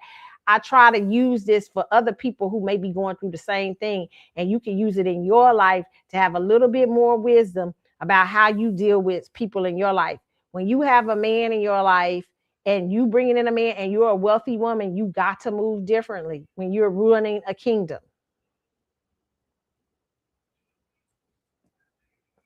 If you're a woman and you running a big time CEO, you big time CEO of a company, you got a whole, you a big time, let's say you a big time owner and CEO of a company, you got a whole board that runs your company and everything. And tonight you get married to some Johnny come lucky that he just got, he had a couple of businesses and he just got allegedly. I'm not saying this is Kendall because I don't know his story, but I'm just putting it out there for some of you women. You coming out of jail, and I done run a couple of business, and you all of a sudden you coming into you running this big old massive billion-dollar company, and then you come in and you take him and say, well, I'm gonna put him over the whole company under me. You know what the board is doing? The board looking at you like you a fucking crazy. What expertise does he have to run your company? It don't matter. That's my husband. That's who God sent to me. That's who God, I'm over. That's who God sent to you in your personal life and your spiritual life. But your business is different.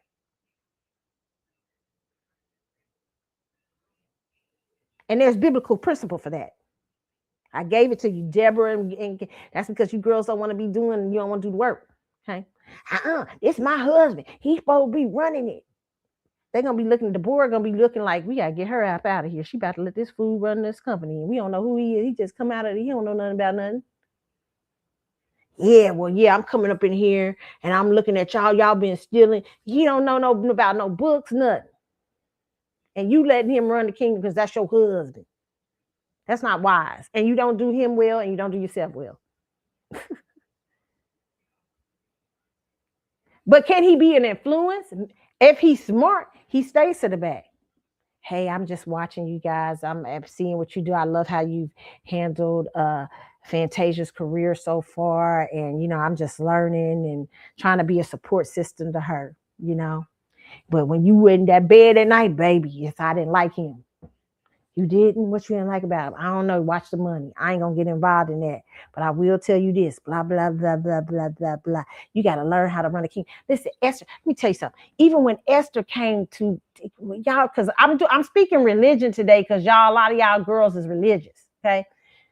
When Esther came to King Xerxes to tell him about the situation, she played it in a certain way. She didn't just walk up in there and say, Xerxes, I'm your wife. Now, you got to handle it this way. You ain't supposed to be doing this. And she had to handle Xerxes with a certain way.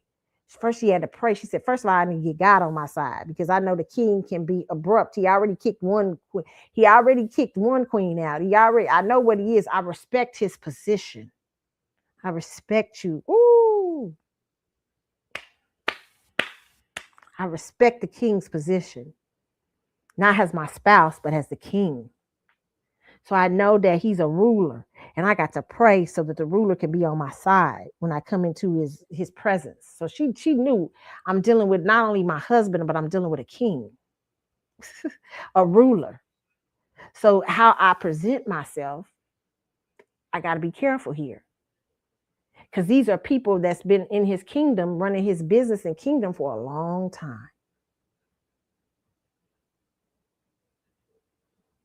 And I know they crooks and criminals. But I got to be able to show him. And I need God on my side for that. So she prays and fasts. Just to go into his presence. Because he might not want her to be in his presence. That's the kind of king he is. But King Xerxes, after she prays and fasts and she uses wisdom, she comes into the room and he says, what is it you want, Esther? I'll give you anything up to half the kingdom. That's how bad Esther was. Esther was like, listen here. This man offered me half the kingdom. But then let me tell you how even more bad she was. She's like, I ain't going to even tell him what's up yet because it ain't wise, because I understand this is a sensitive subject. King, let me hold a banquet for you and your people. She picked out a specific person who she knew she wouldn't crack. Let me hold a banquet. Whatever you want, Esther, sure. First night of the banquet, she feeds him and her enemy. Esther, tell me, what is it you want? Not yet. I'll tell you tomorrow night after dinner. King is like, she bad. She's bad. She ain't even telling me. He already in love, okay? And the enemy getting drunk on thinking she all that. She likes me. She's done called me up in here. But when she gets him after dinner and fills him his belly up and her enemies up, belly's up, finally that second night, she know her husband's ready to be her husband. And she's like, he said, what do you want, Esther? Save me. I'm in trouble. My people are being threatened. Who's threatening you? That's one of the baddest girls in the Bible. Okay? Handled that stuff and got everybody hung. Okay?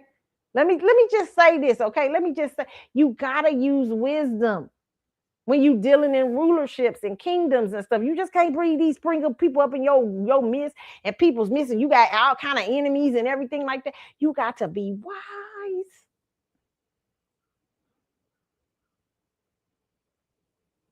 You got to use wisdom. You can't just bring some man up there, you think he's smart and everything, and just say, I'm going to put you over my business. It'll cause you to lose jobs in the industry. They'll start saying, oh, look, girl, she got that food running her business. What, girl? Yeah. And they'll start putting you in. I had to deal with her husband again that day. Oh my God. You know what I'm saying? Because they don't respect it. They know you gave him a job. Even if he's smart, they ain't respecting it. They know you did it.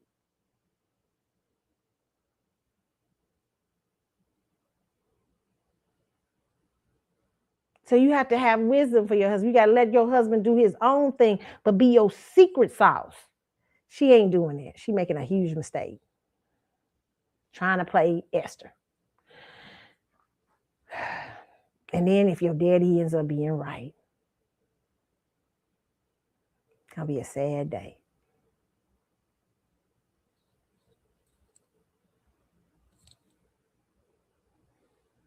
Kendall, I say this. If you a Kendall out here and you just met a woman who got a lot of money and everything, and she a big time person, and you like, yo, like you got to be careful. You can't just say, man, she got money and she got blah, blah, blah, blah, blah, blah. Shoot, you see Stedman? Can I tell you, do Stedman ever look like he any part near anything Oprah Winfrey got? Do Stedman look like he's even in anything Oprah Winfrey got? Nope. Stedman don't look like he in nothing. Stedman actually is as quiet as a church mouse. You don't think Stedman doesn't give her advice though? Because Stedman was already a millionaire before he met Oprah. You don't think Stedman don't give, even though Stedman had the pedigree. This young man doesn't allegedly have the pedigree, but Stedman had the pedigree. Well, my pedigree from God. I can hear somebody saying that there. Stedman had the pedigree, and Stedman is still playing it wise. He is the secret weapon. He's in Oprah's ear at night. He's the powerful one. He's more powerful than anybody. Y'all don't know it. Oprah like, Stedman, what you think of this? I don't like it. Well, what you think? She still makes her decision. She still looks very much like she makes this decision. They even say they ain't married. I believe they've been secretly married. That's my personal opinion. She just don't want to say it because she knows the position it puts him in. But hold on, y'all. You talking about a woman too, a man and a woman who use great wisdom and how they move. Stedman don't put himself out there like that. Stedman ain't all on the thing coming out there. You know, every now and then Stedman show up at an event with Oprah. Yeah, I'm here for support. I'm so proud of what she's been able to accomplish and what she's been able to do. Stedman ain't all up there trying to fend this. I ain't taking her money. I ain't this and that. I fired the people that was taking her money. I ain't not. Stedman just be in the cut.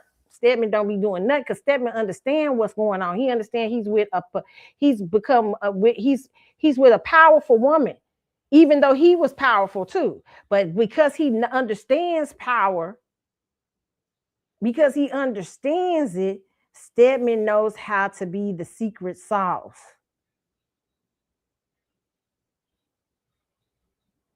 He knows that she's dealing with sharks all in the industry. So the last thing he need to be is being a shark out there with being in the middle of it, causing crap a doodle. Hey, Stedman, look at my bills. Look at Stedman, you run my whole organization. If Stedman running something, you don't know it. And you more powerful when people don't know who you are. Kendall, you want to be seen too much. That's why I say bad deal. Stay away from it so you won't be seen. Be the power, be the secret sauce. Okay? That's my personal opinion. Ladies, that's what I'm telling you. If you getting a man that's let him be the secret sauce. Quit trying to give him a job. Quit trying to shrink yourself so you can fit with him. Yeah, that's my husband. See, he's the king. If you got to say that all the time, then he ain't the king. Okay, you know it. You just try to convince yourself. Okay, you need to be moving very different if you're going to get that kind of man. Or if you are a woman who's running a kingdom, then you're going to have to, and you want somebody to help you run that kingdom, then you're going to have to look for a powerful man that understands power and power vacuums.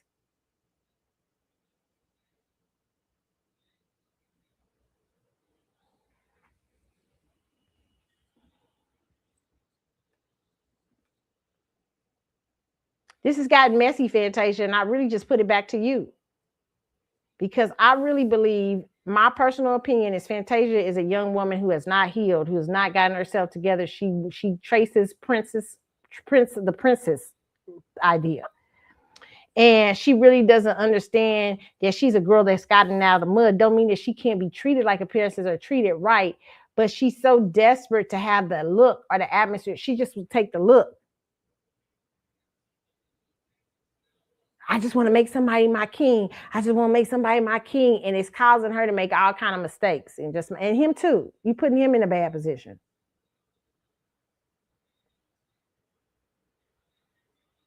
So I would say to a man, if you're going to be this to a woman, do not get involved in the finances of her. Do not get involved in her business. Be her person. When you're involved in it, be involved in it behind the scenes. Yes, be involved in it because you're her husband or her spouse. But be a behind the scenes influence, a silent partner. Be the eyes in the room that nobody knows is watching. Hey, Mr. Such and such, what do you think of our proposal? Hey, she makes those decisions. It sounds good to me, babe. But hey, yeah, sure. And when you have questions, I just one question, okay. But very seldom make yourself and presence known in that kind of situation until you've gained some sort of power. It's the Game of Thrones. You got to know when to play and when not to play. Especially if you're coming in from a lesser situation. You know what I'm saying? like, especially with people in show business, okay? Because it's already so many people invested in that person. So when you come in and you look like you changing the dynamics of a situation, people gonna already be looking at you side eye. Oh boy, we got a live one right here. She in love. What you think happened when what do you think happened to Whitney Houston? Why did her career never take off right after Bobby? She gave too much going on. They weren't gonna deal with that. Them people in the power back that was running that career was a well-oiled machine. Here she coming in here acting a fool, high all the time, doing all that. They ain't got time for that. And trying to defend her husband at every 5 seconds, even though poor Bobby just caught up in the headlights. He didn't even know what was going on. He didn't know he was dealing with a woman in rebellion of her position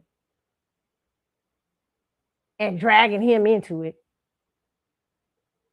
And you didn't think that didn't affect Bobby's career? Oh my God, yes it did. Yes, it did. And partly because Bobby didn't know how to play his role. He started being in rebellion with her.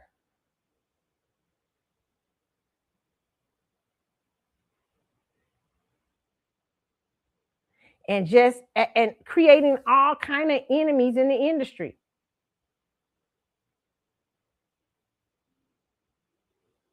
Yes, they was kissing Whitney's ass. They was looking like they was kissing Whitney's ass, but at the same time, they was probably putting out stories on her ass and she's getting high and all kind of stuff, because they was tired. It was like, oh God, now she done added more problems by getting Bobby. And we got to deal with all this. And she's insecure about the situation. And now we got to deal with her insecurities, her getting out here in the press. We got a well-oiled machine that this is a business. This is the business side. And you can't bring the personal side into the business. And since you have brought the personal side into the business and you got somebody, because personal and business, because in some ways your brand is personal. And now you done went and got a buster because you mad at us and trying to prove you insecure within yourself. So you done got this man who's not ready. He's got his own career. You done jacked his career. I mean, come on. Trying to prove you blackity, black, and all this stuff. It was just all these things that just did not do well for her, did not bode well for her. She destroyed her life, really. She destroyed, and almost took Bobby's too. Took destroyed their child's life. Both of them did that. No, we gotta be honest here. I love me some Whitney Houston. One of my favorite singers of all time, but her life is a tragic tale.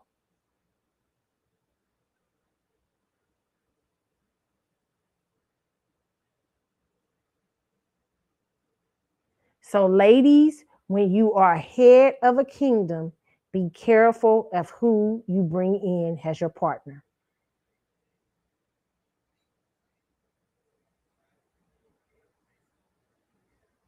And your partner should be so humbled by your position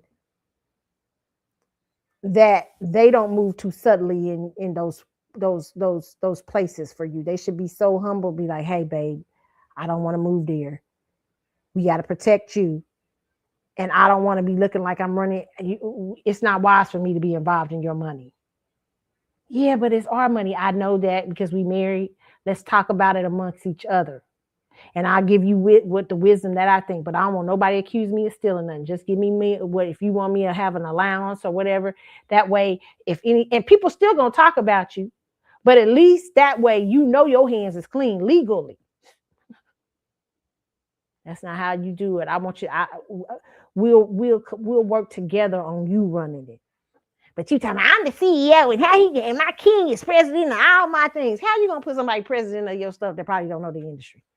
Girl, stop it. I can't stop. We done. Her daddy probably right.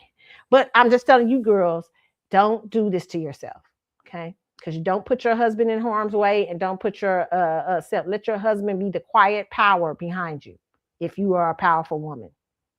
And you're dealing, because your company and your kingdom is not just yours.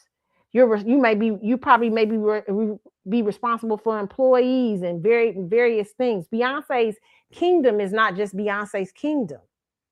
It's Beyonce's corporation.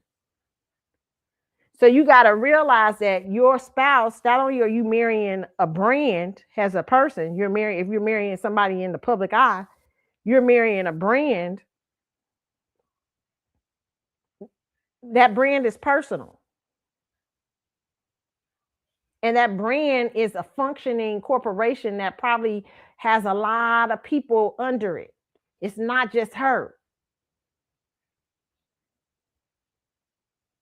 So you have to be careful how you end up in the. Listen, tonight, if you was okay, let me just say this, guys. Let me give you a good part. Now you supposed to become Lenny Kravitz's wife. When y'all to call me up and say, Carlotta, I'm about to marry Lenny Kravitz. I'm like, girl, dang, that's good for you. You like, girl, he done bought me up. He on a couple, girl. He done bought me some. What is it? What did he advertise? St. Laurent. He got you some. Girl, I got some Gucci up in here. I'm wearing Gucci now. I said, girl, you wearing Gucci now, girl? Yeah, I got. I done came up on the come up, girl. I got me a Birkin bag. Lenny done bought me a Birkin bag. Girl, you know all this stuff. You done came up, right? Okay, well, you like, but girl, some of the people, child, I done looked at some of his people. I do not like them. Why you don't like him, girl? Because they looking. I know that manager ain't shit. I know he a cheat. All this blah, blah, blah. You know what I tell her? Shh. Just watch. The more they talk to you, remain a minute. Really? Oh, wow. And you know what I tell you? I tell you too. I tell you, watch the woman they like the most. I told somebody this before. I told a friend of mine that was remarrying somebody. I said, be the face of the ex. She said, what? I said, be the face to them. I said, you ain't that, but be the face of it. So they don't see you coming. Learn something from the ex. That's what I would tell a woman in that position. Learn something from the woman they love the most, the woman they want them with. Why? Because she was probably some a novelty that stayed out of the business. It didn't look like she was like you may not be called to be that. You may be called to give that man power, empower him to do something different, but you can't look like that. You got to come in there and know your role. You got to say, hey, I take my time with this. Watch, observe.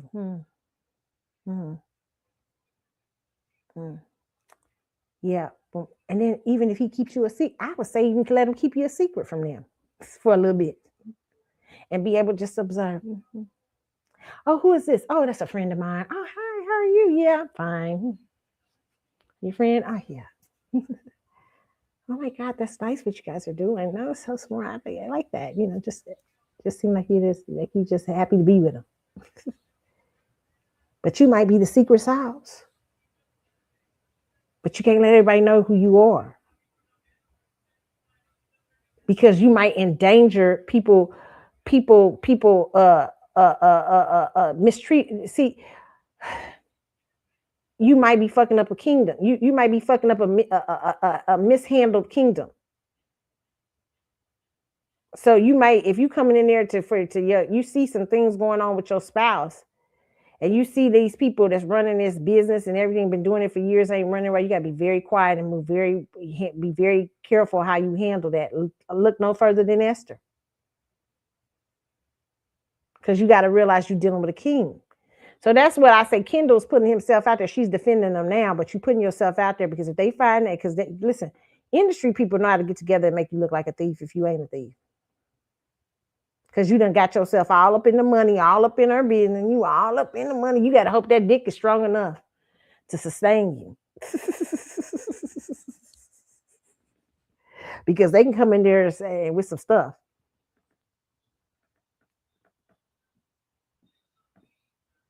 And listen, they can. They know how to do it. But you unwisely putting your hands all up in the money and stuff, exactly what they want you to do, move too fast.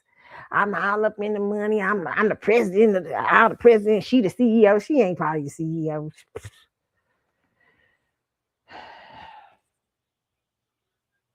That's all I'll say on that. Okay, that's just my personal opinion. I can be completely wrong, but I say, Kendall, y'all not doing it right. I'm gonna be sincere and believe you, Kendall. You the man. Okay, but I'm trying to tell you, stay out the money. You be her powerhouse. Let her bring you the paperwork with the money. And y'all look over the paperwork, but don't you touch the money. Don't you fire the people that got to let her fire the people that got to deal with it. And if you've touched the money, then Fantasia, you have done a disservice to yourself and him. Now you got to audit him because you don't know if he's counting your money and he's moving money and stuff like that. Baby. Ask Mary J. Blige. Ask Melba Moore. Ask well, I would tell you ask Aretha. But Aretha done passed away. You can read about Aretha. Ask what's her name? What's the one? I'm feeling good. I forget her name. Ask her. Well, she passed away. Read her book. Read her story about her husband was shysting her. Listen, I'm telling y'all, can't play these games. Or even if those men were made to look like they were shy, they could have been great businessmen, but they didn't move with wisdom. They were moving on, and listen, you can't religify. God's got a way. The universe, you can has a religious person. Well, God got me. I ain't worried about them. No. God wants you to move in wisdom. You gotta listen. You ain't so strong that you can't. You'll end up messing her all the way up, and yourself too. So that's what I'll say there. These people are probably. I'm more on the end of because of the reaction I'm seeing, and I could be wrong. I'm more on the end of Fantasia's believing that Fantasia's father might be right. Because why? Because Kendall, you've involved yourself in the business side. And I don't know if you're equipped for that. And you shouldn't have. You should have stayed out of that as much as you can. So that you can be a clean source for your wife to come to. Because it's already hard enough in that business. Okay. And she's already been cheated and mishandled so much. Okay, so Fantasia's daddy's fired back. Y'all done just show. Yeah, somebody just sent me this. Okay, is it on here? Is the video? I don't know. Is it? Okay. He fired. Okay, he fired back. What did he say? Okay, after Fantasia fired back and posted his mugshot online, her father is now responding and he's not backing down. Joseph Arena says he was trying to rescue his daughter, not attack her. Okay.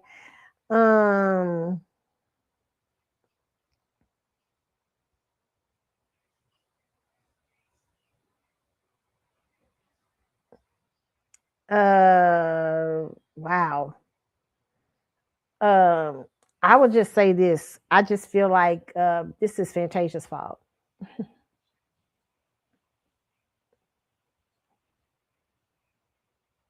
Okay. Ladies, just understand that. Be in control of your business. Don't put the man you love in a position that he is fighting for him. He's fighting your demons. And be in a position to see him if he's a demon. He can't be in your money or your business. He's got to be the secret weapon behind it. All right, now moving on. What else I had talked to you about? I spent too much time on Fantasia because listen here. I've seen these stories before. We all seen it before.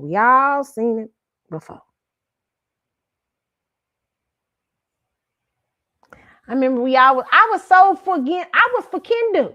Because Kendu had came in there and did some good things. But we wasn't seeing everything. Doing good things was a smokescreen, kind of.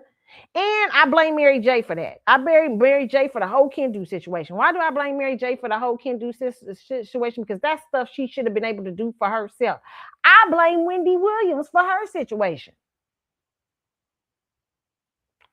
Why? Because it took what's his name to come in there to clean her up. She didn't even care about her own business and her own career enough to clean up herself.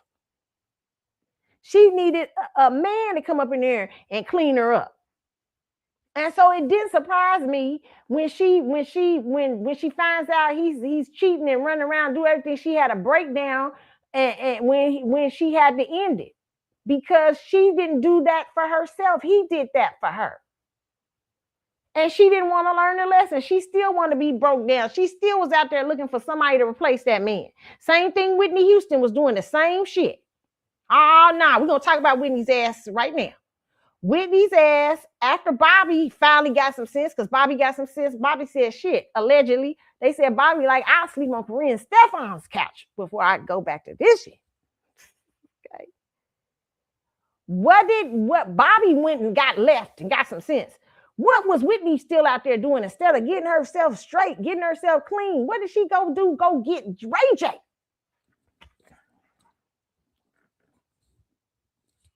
What kind of sense are we making here? She went and run and got Ray J. Still didn't want to do the work. Still didn't want to do the work of straightening her own self out. Wendy Williams is under a person right now, under somebody doing the government, doing her money right now because of Wendy. Wendy couldn't stop drinking and partying. See, what's his name? Kevin handled all that. Kevin was her handler. But that shit Wendy should have been doing on her own, you see. But Wendy could only be strong with that man. But God was calling her to be strong of her own. This is your business. This is your life. And I believe Fantasia's the same way. Okay. You can't put that man in that position. That man ain't God. He might be a resource of God's, but he is not God. You better straighten it, whatever you need to do, straighten out. Or it's going to come out. It's going to mess up. So I'm just saying, that's just dumb. You cannot keep doing this. You cannot keep running around and trying to ignore what you need to do. Wendy Williams, it was never good. Finally, Mary realized, like, I need to bend my own that for myself. That's what I remember hearing her on the Breakfast Club. She said, I was putting too much to him. So she shouldn't be surprised when he betrayed her and fell up under the weight. Because you're trying to put too much on that man. You're trying to make that man God. That man ain't God. That man fell up under the weight of that. And I can't blame Kendu for what happened. This is somebody who didn't want to straighten up themselves. Now she's doing it. Now she's getting herself to get, she out there in her own business and stuff like that. Same thing, again, what I said, Whitney. Whitney ended up so bad that Wendy ended up in a hotel bathtub dead. Because Wendy did not want to straighten out herself.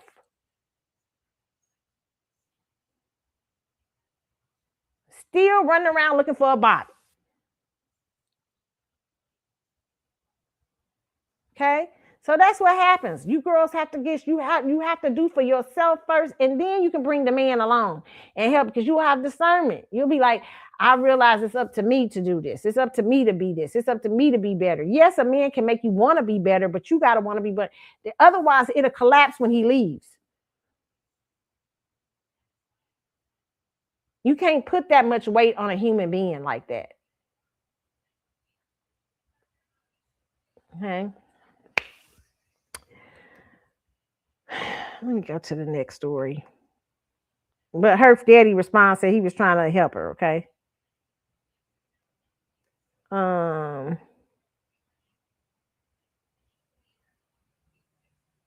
And I believe like I said, I'm gonna say this again. Kendall could be a great guy. They're just not using wisdom in how they're moving.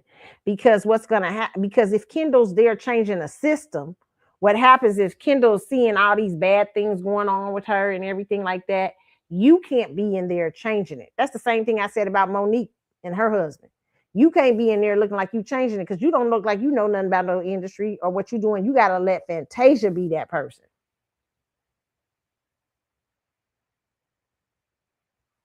When Fantasia go to fire somebody, you gotta let Fantasia. You can't be there talking about, yeah, that's right, we firing y'all. Nope, you step, baby. That's your business. All right, I'm gone. I ain't nowhere near it. I might talk to you about what your decision is, but I ain't touching this. Hey, far as we know, her husband don't even be involved. You know, she just fired all of us because she didn't like what was going on. He may have some influence, but he's never made himself known like that. That's how it really should be. But when you let people see you, you can't help but to be seen. And you can't, unless you an executive in the business, like if you a big time manager in the business and everybody know you and stuff, then you can come in there and play them kind of roles. But if you're not known in the business and you coming straight from the jailhouse and straight from 1.0 entrepreneurship 1.0 one-on-one, you just started a little business, something like that, you can't play in that big dog way area. You got to be you might be smart and very wise, but you got to keep that on the low because you're dealing with sharks. And what they'll do is start putting out Kendall ain't shit. That watch. I bet stuff start coming out about Kendall. He fired, he fired everybody because he don't want nobody. You see, because even if you a good guy, they can make you look like a bad guy. And because you lack wisdom, you'll be talking about, well, see, God gonna show me. No, you lack the wisdom and you move too fast. And now you got to pay some consequences. And God will come in and rescue you eventually, if you're a true God eventually, but it could put you to ruin. Because you didn't listen to what you were still too busy trying to be, you too busy trying to play husband to a girl who's got a lot of pain going on, who had a lot of bad relationships before you came along, and don't know her role and who she's supposed to be. And you had to be very careful as a man coming along in that. Okay. So that's just my opinion on that. Okay.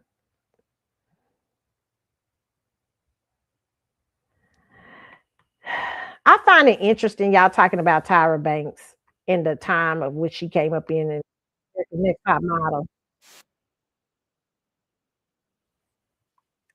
I don't know. Tyra did good TV. Okay. Whether in the 90s, that was the kind of world we was living in. I can't believe y'all sitting up here talking about Tyra Banks when y'all got Naomi Campbell and whole Epstein files.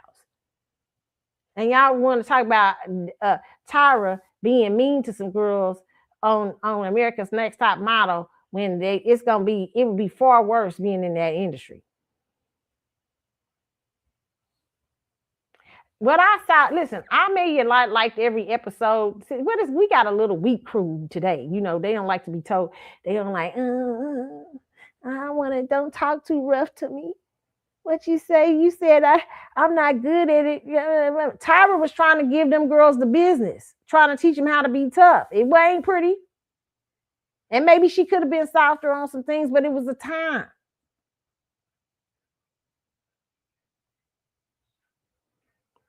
You in the industry that motherfuckers is hoeing girls out. We gonna talk about in a minute. Hoeing people out. And Tyra is up there trying to give you opportunities to go a route where you didn't have to go that route where you might have to hoe. She trying to give you opportunity. You getting a little, you on TV and got a little them saying you too skinny today. You look too big. That's the little shit you having to deal with. And when girls had to come the whole way, she gave an opportunity for women to come and shorten the path to fame. And she made some stars. So I ain't seen it. I'm going to watch it tonight on Netflix. I might feel a little different. But as far as I'm concerned, Tyra Banks gave people opportunity. You had a shortcut to fame. And you didn't have to go the whole route. Because some of y'all had to go. I don't think y'all did. Unless y'all saying that on this documentary, y'all changed my mind if y'all saying y'all went the whole route. Okay, but it don't sound like that. It sounds like she said a few tough words and choice words to y'all, and now y'all got problems. And there's motherfuckers out here sending people the whole route. Crazy. She gave you an opportunity to make it easier. I mean, because if you was on America's Next Top Model, you know how much easier you had it than the average model working in New York City. If you won America's Next Top Model, you probably had it a lot ass easier. Or at least you could have probably jumped the scales a little bit and did more. She gave you opportunity. You know how I've heard shit women had to do for contracts and stuff out there and you got an opportunity to skip the line. You got some favor and y'all about to start talking about Tyra?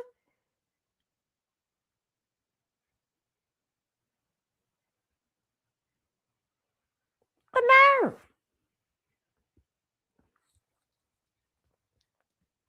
It's people got to go in constantly every day. You know how many girls walking through modeling? I had one time I went to this big modeling thing. They was looking at me. They said, This is when I was skinny. Oh Lord. Oh my God. Such a beautiful face. Very beautiful.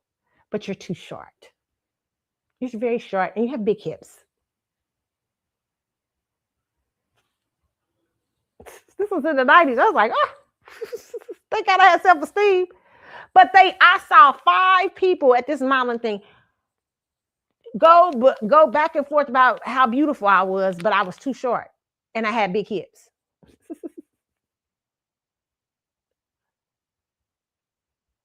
That was the nature of the beast.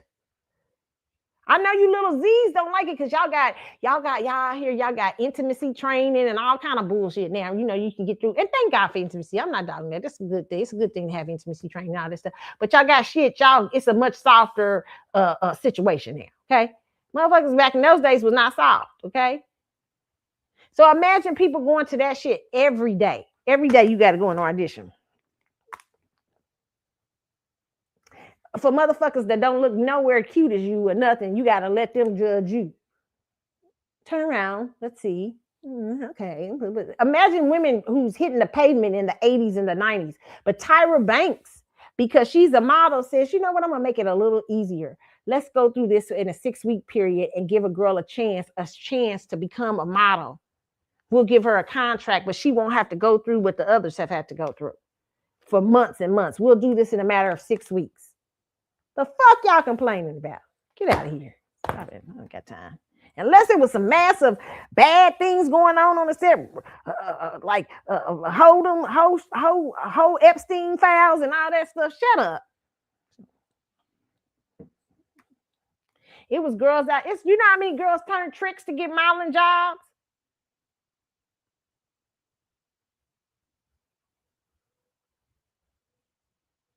And here Tyra let you all you gotta do is come on a TV show for a few weeks and get your pictures critiqued and shit. Oh, y'all gotta get out of here. I can't deal with it. The world is going. Shout out to Tyra Banks. Okay. Let's talk about Naomi Campbell because Naomi keeps coming up in the Epstein files. I mean, just keep showing up. Now, I'm going to just say this. For years, I've been hearing these rumors, okay? I have been hearing all kinds of rumors regarding Naomi Campbell and the modeling industry. And let me tell you something that has never been taken aback on me that Tyra Banks didn't take too well to her. And Tyra Banks was very protected by her mama. But Naomi, I think, is a girl who had to get out the mud. You know what I'm saying?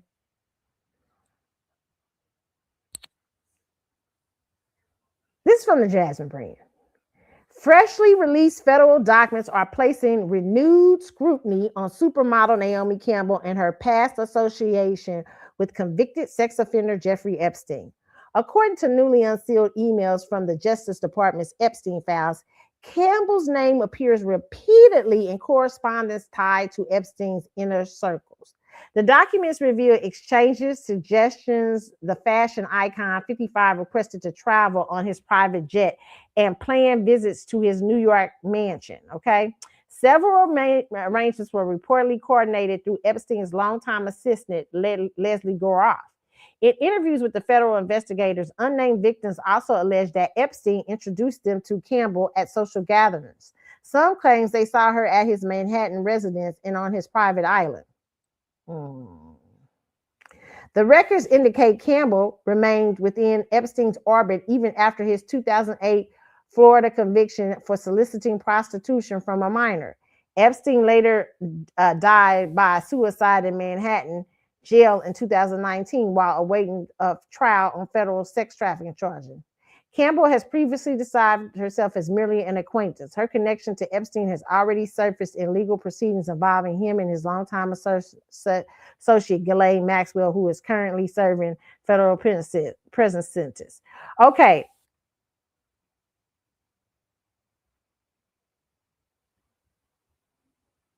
Okay, they keep trying. Black people are here in denial. Okay, she was very mean. anything to put black people in the despicable mess. No, it's not. No, it's not. Listen, if you haven't, this is just my personal opinion. Allegedly, this tea has been going on for years. I've heard this years ago regarding Naomi Campbell. Okay, y'all can't see how Naomi moving out in them streets. Naomi was moving with that Russian and everything. Y'all can't see Naomi move a certain way. The fuck? Yeah, she was hanging around Jeffrey Epstein because Naomi's a Gemini. She about that life. Not all Geminis, but certain Geminis can be, when they dark side, they can be about that life. They'll get to take the fame and the whatever way they can get it. Naomi was only concerned with her way back and forth on private jets. Y'all, come on, let's stop playing up these games up in here. Okay? Y'all, allegedly, okay? It's been tea out there. It's a tea. It's a tea. I told y'all blind item. One needs to go no further. I'm just going to tell people go to Crazy Days and Nights and let him tell y'all, because I don't want to get sued. I ain't in that. I'm just saying even Crazy Days and Nights had a blind item out here about her and a big time person, and she trying to charge him for a weekend, allegedly. So that's what that tell me. She might have been a supermodel, but she might have been walking some hoe streets. Okay. Allegedly. And what other way? I'm not saying this is Naomi Campbell. I'm not saying she's doing this. I'm not saying that at all. But what other way to get women, facilitate women than to have a supermodel facilitating them through young girls through? So I'm not saying that's what was happening. I'm just saying it could be some other supermodels or something. This is not fucking surprising. That's why I said the fuck y'all talking about Tyra Banks. Tyra Banks gave y'all 6 weeks to be on the show. Fucking get some exposure. I can't, let's say was making y'all sleep with just some people trying to make, because I don't know, on the lower levels or something like that. Y'all got some sexual harassment stories or something like that. That's different. But it seemed like to me, Tyra Banks was trying to get y'all to get it easy in the mud instead of having to go to Jeffrey Epstein parties and hang out with Naomi Campbell.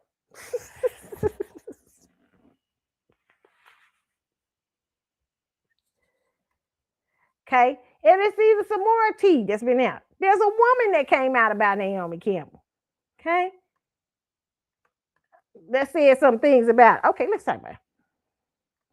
Let me see where I can pull it up.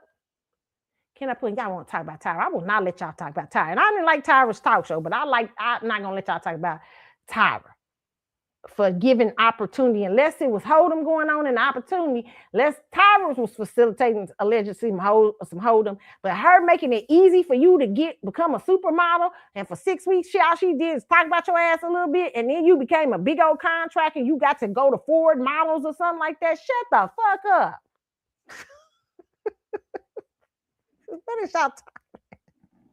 I can't let y'all do Tyra. I'm not gonna let y'all talk about Tyra. Not when we got Naomi out here associated with all this stuff, all up in the Epstein files. Y'all not gonna do it.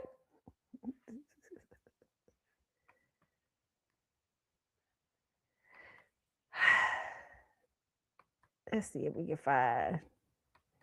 Where is it at? What's the other one?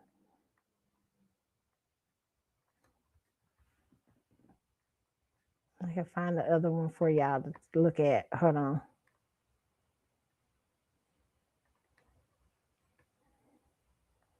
There was another one about Naomi.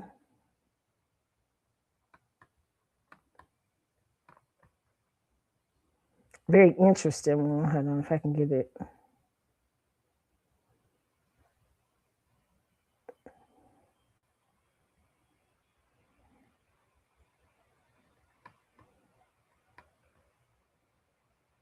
Hold on, let me see if I can pull it up, y'all.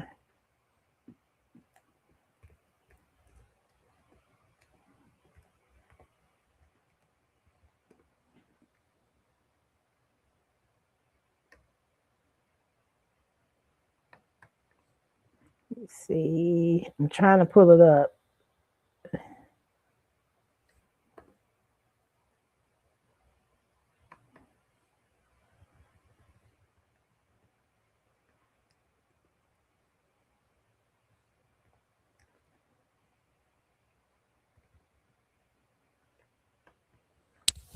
He's post. Hold on, y'all.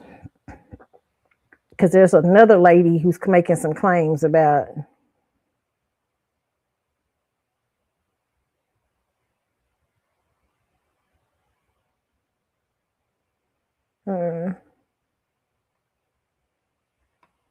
Somebody's.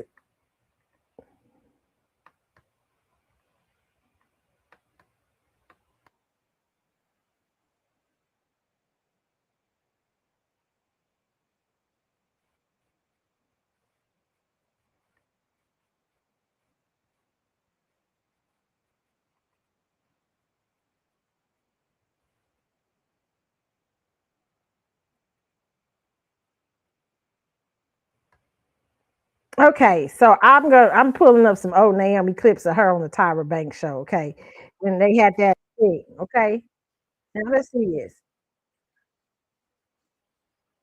Oh, okay, let's look at this here. I'm gonna put this up so y'all can see this. Okay. Something like, you'll never be me, don't ever think that you'll be me, and something I like said that. that? Yes. I can't think that's something. I'm not that. I'm very much in the, I'm very much, I know the person that I am. And I'm not someone to go and give myself away and say that to anybody. I've never said that in my life. I'm not on my level, Nicole. You never will be on my level. Do not compare yourself to me. You said something like, you'll never be me, don't ever think that you'll be me, and something like that. I said that? Yes. I can't think that's something. I'm not that. I'm very. I believe Tyra all the way. I believed it when I first saw the said, interview. Okay. Something like, you'll never be me, don't ever think that I think that now, you know what? You said- listen, I'm not surprised at all of this. something like, Because you'll never be me, stuff don't ever for think that you'll be me. years. And from people in the industry. Not from like just blind items. Allegedly. Could have been a model, but she was 5'2". Right. And back then you really needed to be You had to tall. be 5'8" to start. So she started meeting with all these famous people, and they connected her with certain people. And then all of a sudden she's at these parties, and I see she's doing drugs and getting out of control. And eventually I had to start rescuing her from parties. And then a few of the times I had to rescue her from Naomi Campbell's apartment. And Naomi would bring her back, and they would do like detoxing therapies just to like relax and sleep over. And then I would pick her up and bring her to her apartment because she was so high on drugs. What kind of drugs was she doing? Everything. She had they provide the drugs for you. So she would open her purse and it would just be everything, whatever you wanted. It was like a pharmacy. Who would open the purse? Oh, she would. Oh, she's like, what do you need, Babs? Do you need anything? I said, I don't do anything. Oh, come on, just smoke a joint with me. I'm like, I'm not smoking anything. I didn't trust her anymore either with drug. I didn't trust her at all. What she could have put in there for me, I don't know. Yeah. You know what I mean? She just wanted someone to do drugs with. So then what happened to her? So she eventually started traveling to Europe. She was dating this CEO of a jean company that I don't want to name, and he was using her and abusing her and bringing her to parties, and she was getting gang raped by a lot of these older men, and she was stuck in Paris. I was working in London, and I had to go pick her up in Paris and bring her back to New York to get her out. She couldn't get out. And then when you brought her back to New York, what? So she had to go through a detox program, Right. But then she fell off because she met up with Naomi. Naomi knows a lot of these millionaire and billionaire guys, so she connects you to them. She will connect you. Dog. Wait a minute, sound like madam shit to me, but I digress. Calling, so-and-so has the hotel, the Fontainebleau in Miami. I'll easily connect you. So they connect you, and then that's it. That's how it starts. Y'all trying to get mad at this woman. Could have been a model, but she was 5'2". Being prejudiced and all this. It ain't true. No, it ain't. Yes, it is. I ain't saying it's true. Allegedly. But I'm just saying this has been rumors going around for years. I'm gonna tell you how far back I heard it. Just exchange clothes and go. Dun, dun, fresh to death. Dun, dun, dun, dun. I'm gonna take it to the top of the club. When you say, I heard it as far back as then. I ain't saying it's true. I'm just saying, is it saying true? Is it where there's smoke, there's fire?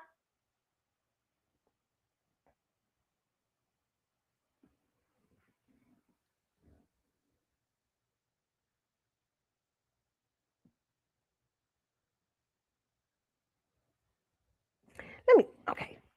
Should we read Sedan's blind item again? Let's read Sedan's blind item. Can we find it? And I'm sure he has plenty of blind items, okay? This just one is interesting.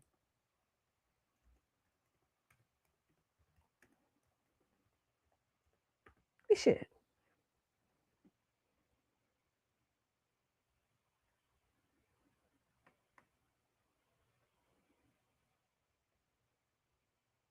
Let's see.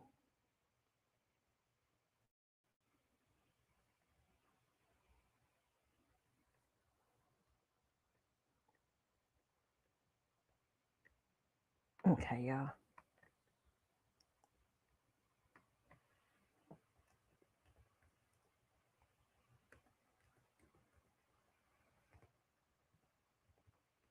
Let's see.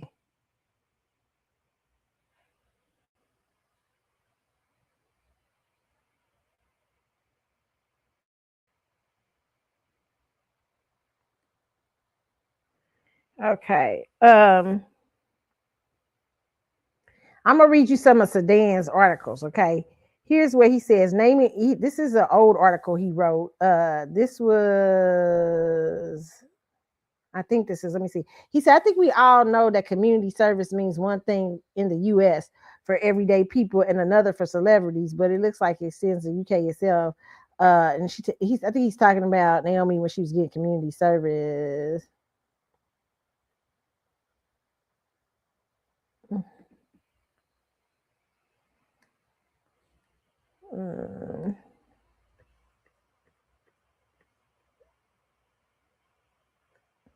He's got so many blind items. I just, hold on. I'm going to try to find one y'all might be interested.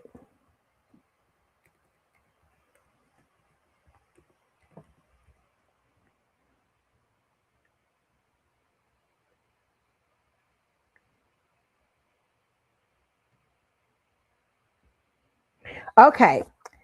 This is from September 23rd, 2019 Emmy Awards. This foreign-born permanent A-list. This is from Sedan, Crazy Days and Nights. This foreign-born permanent A-list model wore the dress to make a point to others who are thinking of crossing her or ratting her out. It is for reasons like that she has made it a habit to sleep with many of those armed dealers, thugs that she was introduced to by the billionaire pedophile. Okay. This is what they say. Okay. It says,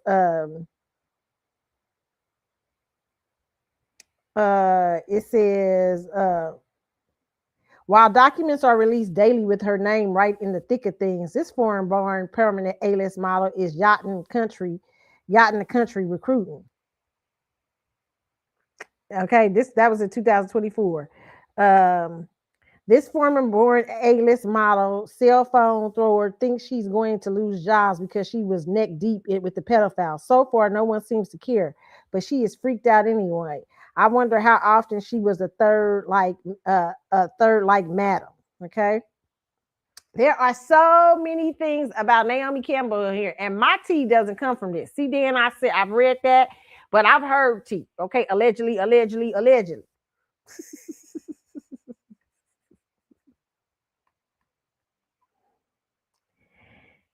Now, and I like me some Naomi Campbell. I think Naomi Campbell's beautiful, but I did hear the tea. I can't lie that I didn't hear the tea. And now here's this interesting. This is one we gonna. I've read this one to y'all before. This A+ list model went out for a late night dinner with this B+ list celebrity singer who would be an A+ list if he didn't always take breaks. Before they went back to his place, the model said her fee is $350,000 per month, $50,000 a night. or $50,000 a night? How did our singer want to pay? God damn, we see a bitch. It's $350 a month, baby, $50K a night. How would you like to pay? American Visa, Black Card, American Express, allegedly.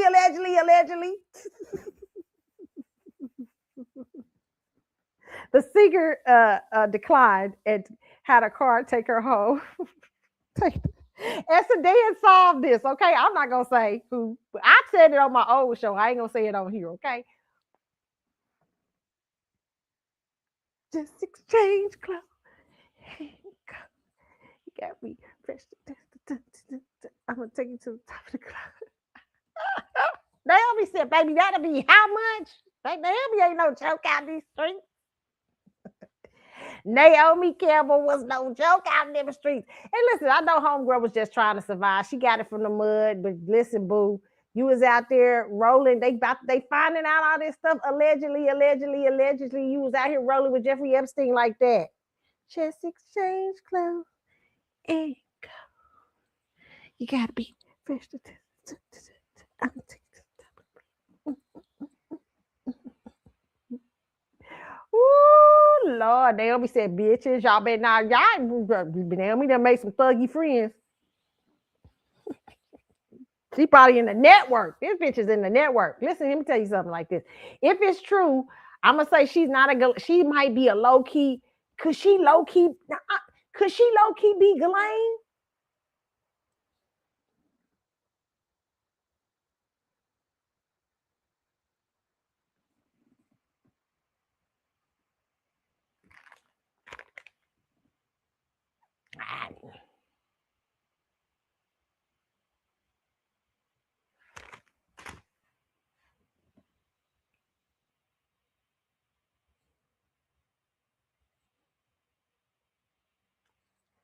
God, I Carlotta, where I get so quiet, because I want y'all to think about it.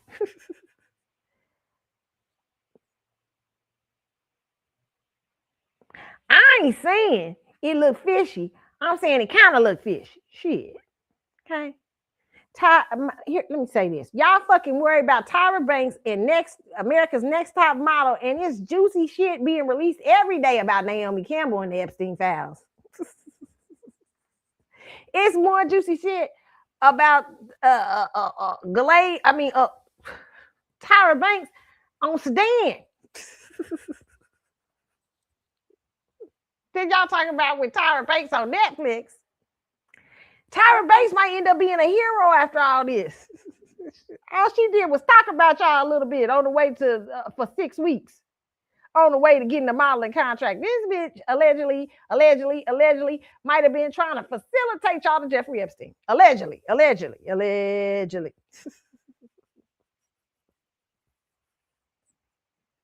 y'all ain't talking about that? Y'all confusing me. Y'all don't know what y'all doing out in these streets.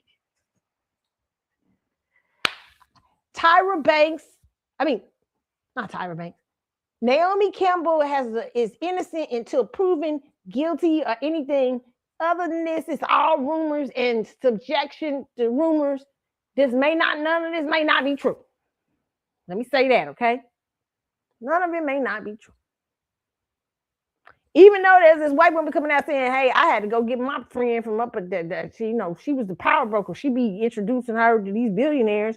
Shit, when she ain't got no money, girl, I can hook you up with such a shit. Like, she be tired, be like, let me get you a bit. Now I'm like, bitch, let me get you a billionaire. Shit, you need some money. I'll hook you up with this billionaire such a, boy, I ain't no telling what shit you had to do, okay? Ooh, God, just think about, Lord, I just, sometimes with protection, the protection you didn't realize you had, like what if you made it and you were subjected to somebody putting you in I'm not saying this was her, but putting you in touch with billion, ooh, and they was, doing all kind of gang raping you and all that. Child, it's a mess. It's messy in these messy streets. So messy. And I really don't believe Jeffrey Epstein was the man. I think he's him and Ghislaine are, in my personal opinion, red herrings for the people. It's the ring is behind them. The ring is bigger people. They're just the front men. I don't believe that Jeffrey Epstein was the main runner of this ring. And I have heard rumors that this ring goes further than that. It used to go further, even into like little shopping malls when little young girls, you working for different of these shops in the 90s. Remember a lot of big time shops that teenage girls would go into in the 90s and stuff like this. Some people say the rings even ran on the low level through these retail shops that were for teenage girls, allegedly. That they go deep. These are networks that you don't even talk about in the world. So they had to let the networks out because Jeffrey somehow got his ass busted. And so they had to give you some senses, okay? So they throwing you, but these really, I say something like this. If Naomi Campbell, girl, if you was involved in some bullshit, you really got to be careful out here because you probably know about lots of networks like Ghislaine. And I really don't believe Ghislaine I don't believe Ghislaine is what everybody thinks she is either.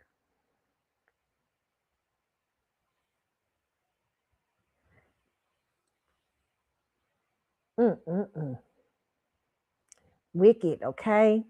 Wicked, allegedly. Ugh. Child. I'm laughing at her ass talking about that'll be $50K per night. She said, fuck that. I'm gonna send you home. Good night, beautiful. Send your pretty wings home. I can't let you free to ride your pretty wings up. Pretty wings. I got jokes today. Okay, moving on, y'all. Let's see. What's the next story we need to talk about? Man, she out in them streets.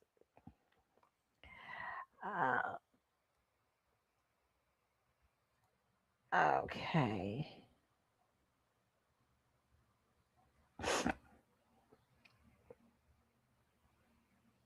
Okay, this man is explaining how Hollywood A-list is dead. Listen to this. This is very interesting what he's saying, okay? Let me see if I can pull up. Hopefully y'all can hear. Okay.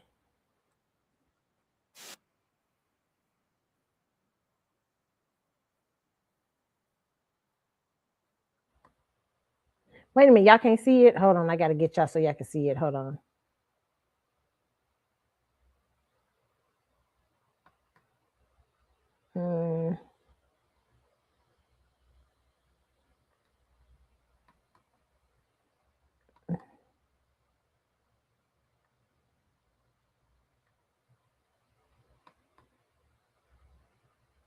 We got a point. Chris Evans isn't a movie star. Captain America is a movie star. Is the A-list dead? Yes. Who are the top dogs now, especially actresses? No one. Like, I don't think there's an A-list. I think the A-list is dead. Late 90s, if Will Smith was in it, it was going to be a big hit. Arnold from 85 to 95 was going to be a big hit. Jim Carrey, he charged $20 million per movie because his name meant it was going to make $100 million. Will Ferrell could do it with comedies 20 years ago. He's a ice skater. He's a basketball player. He's a singer. He's a race car driver. That's just not the case anymore. Quentin Tarantino said it best where he said, Chris Evans isn't a movie star. Captain America is a movie star. When Chris Evans, you put him in a comic book movie and you'll sell a lot of tickets. But you put him in anything else, he's just a guy. It doesn't matter. Movie stars don't sell tickets anymore. All the conversation about Sydney Sweeney and look, Christie bombed. Was the issue that it starred Sydney Sweeney, or is the issue that it was a small budget movie about women's boxing with no marketing? Oh man, it looks like she can't carry a movie anymore. Like, well, no one can. The Rock can't open a movie with just his name anymore. They did a big marketing campaign for the Smashing Machine, film festivals, the whole tour, trailers playing all the time, all sorts of buzz and chatter. $6 million opening weekend. Emily Blunt was in the thing. $2 different A-listers. Well, what about Sinners? Well, Sinners was Ryan Coogler. And Ryan Coogler is one of a handful of directors that functions as a franchise in and of himself. He's made it into that category. Like, who's the actor that their name alone sells tickets? I don't know who that is anymore. It's so much of, did they pick the right role? Did they pick a movie people actually want? Scarlett Johansson. Wow. So look at what they've done to the actor in Hollywood. Netflix. They can go look no further than Netflix and the other. They've gotten rid of the A-list almost. Very interesting. I mean, is Hollywood going through like a what is it? What is a retribution or something right now? I mean, it's very interesting. Very interesting. Like he's saying that no longer do they need you. It's not that they don't need these names to sell the movies anymore. Very, very interesting. Okay. I just thought that was interesting to hear. Okay, that they no longer need these big names. Okay. So yeah, Hollywood's taking a hit right now, a big blow. Okay. Our last story of the day, and this is the last story tonight. And I'm glad y'all came to hear part 2. But the last story, I hope it don't be another something come out that I gotta come and talk to y'all about. Jeez. Okay, but because it be some stories coming today. But the last story, let's see if I can put it up here. The last story is something I saw interesting. I saw on a woman talking about what.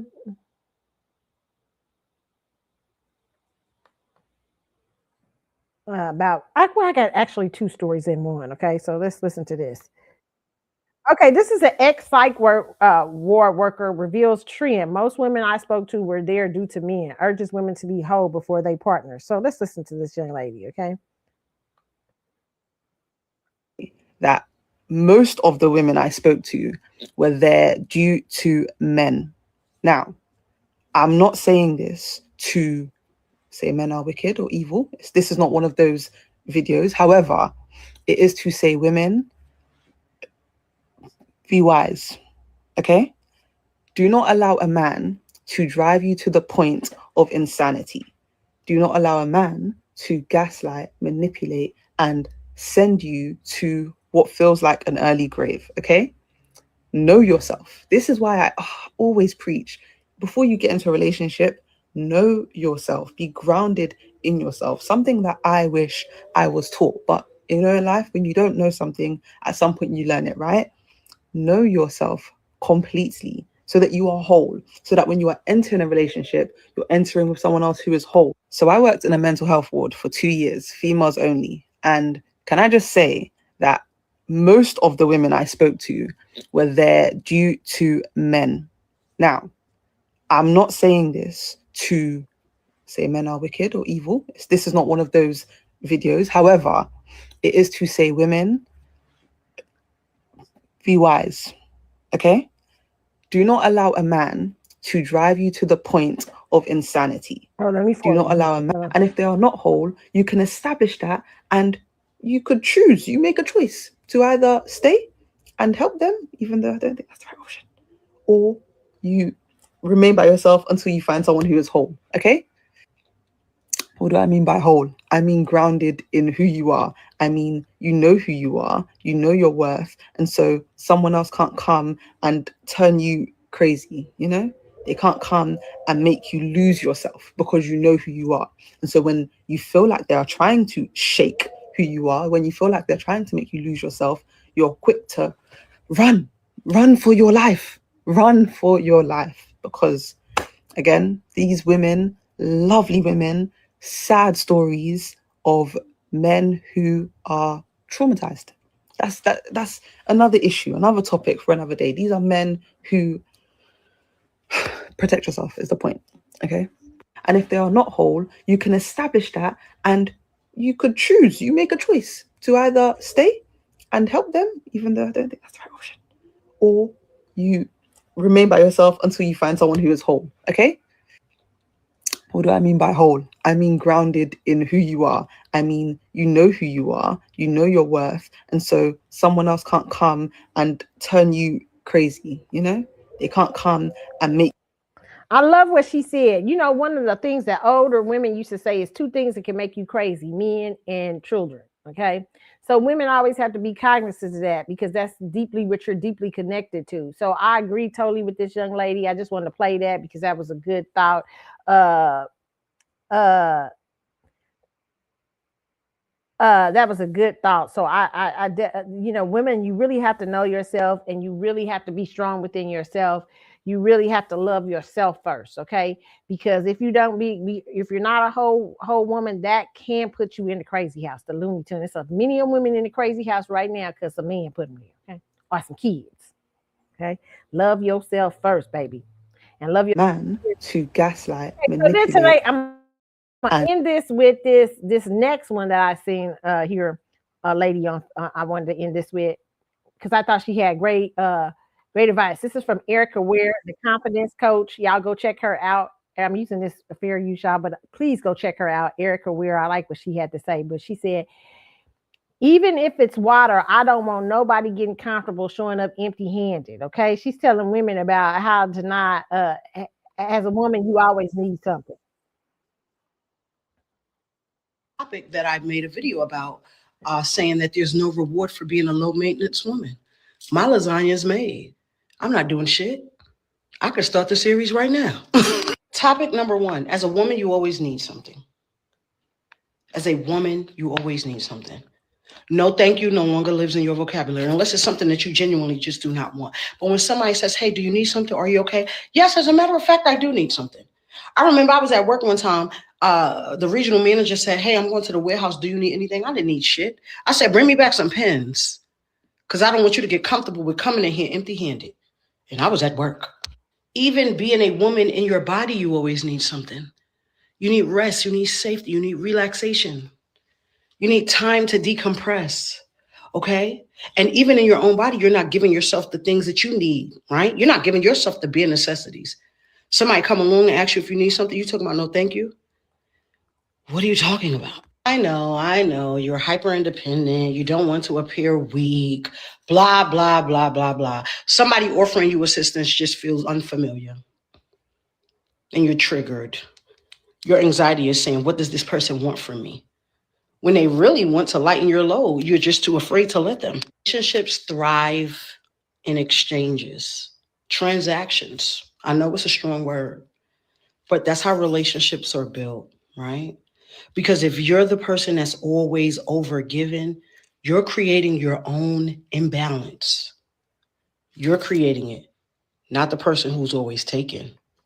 I love this. Okay, y'all. I just want to play a little bit of her, but that's Erica Ware, the confidence coach. So good what she has to say. She's talking about, as a woman, you can look on my page. I shared it on my page. You can hit the link and look at it in full its entirety. But she's saying, don't let people get in the habit of showing up empty-handed with you, and don't get in the habit of talking about of ignoring your needs as a woman. Listen, we talked about this today on my show, the bare minimum. That's all she's really saying is stop accepting the bare minimum. Relationships are transactional. I love that. Ooh, I love what she said. She said some really good stuff. So y'all check her out, okay? And that's what I'm going to end it with. You guys, thank you for hanging out with me today. Thank you for doing part 2. I got part 2 out the way, okay? I hope you guys enjoyed the show. I hope you enjoyed these a couple of shows I did today. I won't be back on for a minute, for a couple of days, unless it's something big come out or something like that, okay? But y'all enjoy the shows, okay? Enjoy them. And remember, you can hit me up on the Carlotta Chat with Facebook page. You can also hit me up on Carly's underscore Galaxy. That's Carly's with an S underscore Galaxy on Instagram, okay? And then you can also hit me up on X at Carlotta72 and C Chatwood Show. That's 2 different accounts. You can also hit me up on TikTok, Keisha Carlotta on TikTok, all right? And on Instagram, there's a link to my threads, all right? You guys have a wonderful, wonderful rest of your week. Have a good one. I'll see y'all. I'm out. Bye. I don't know what am I leaving y'all with? Shoot. Wait a minute. Do I got the child? Y'all know I be trying to do it smooth and I can't even do it smooth. I was trying to make it smooth out of here, but hold on. As a child, I don't know what I be doing. Y'all like Carlotta. Okay. We'll get it going. All right. Okay, y'all. All right, I'm out. I will see y'all. Y'all have a good one. Let me see. Leave out with feeding the ducks. I'm out. See y'all. Bye.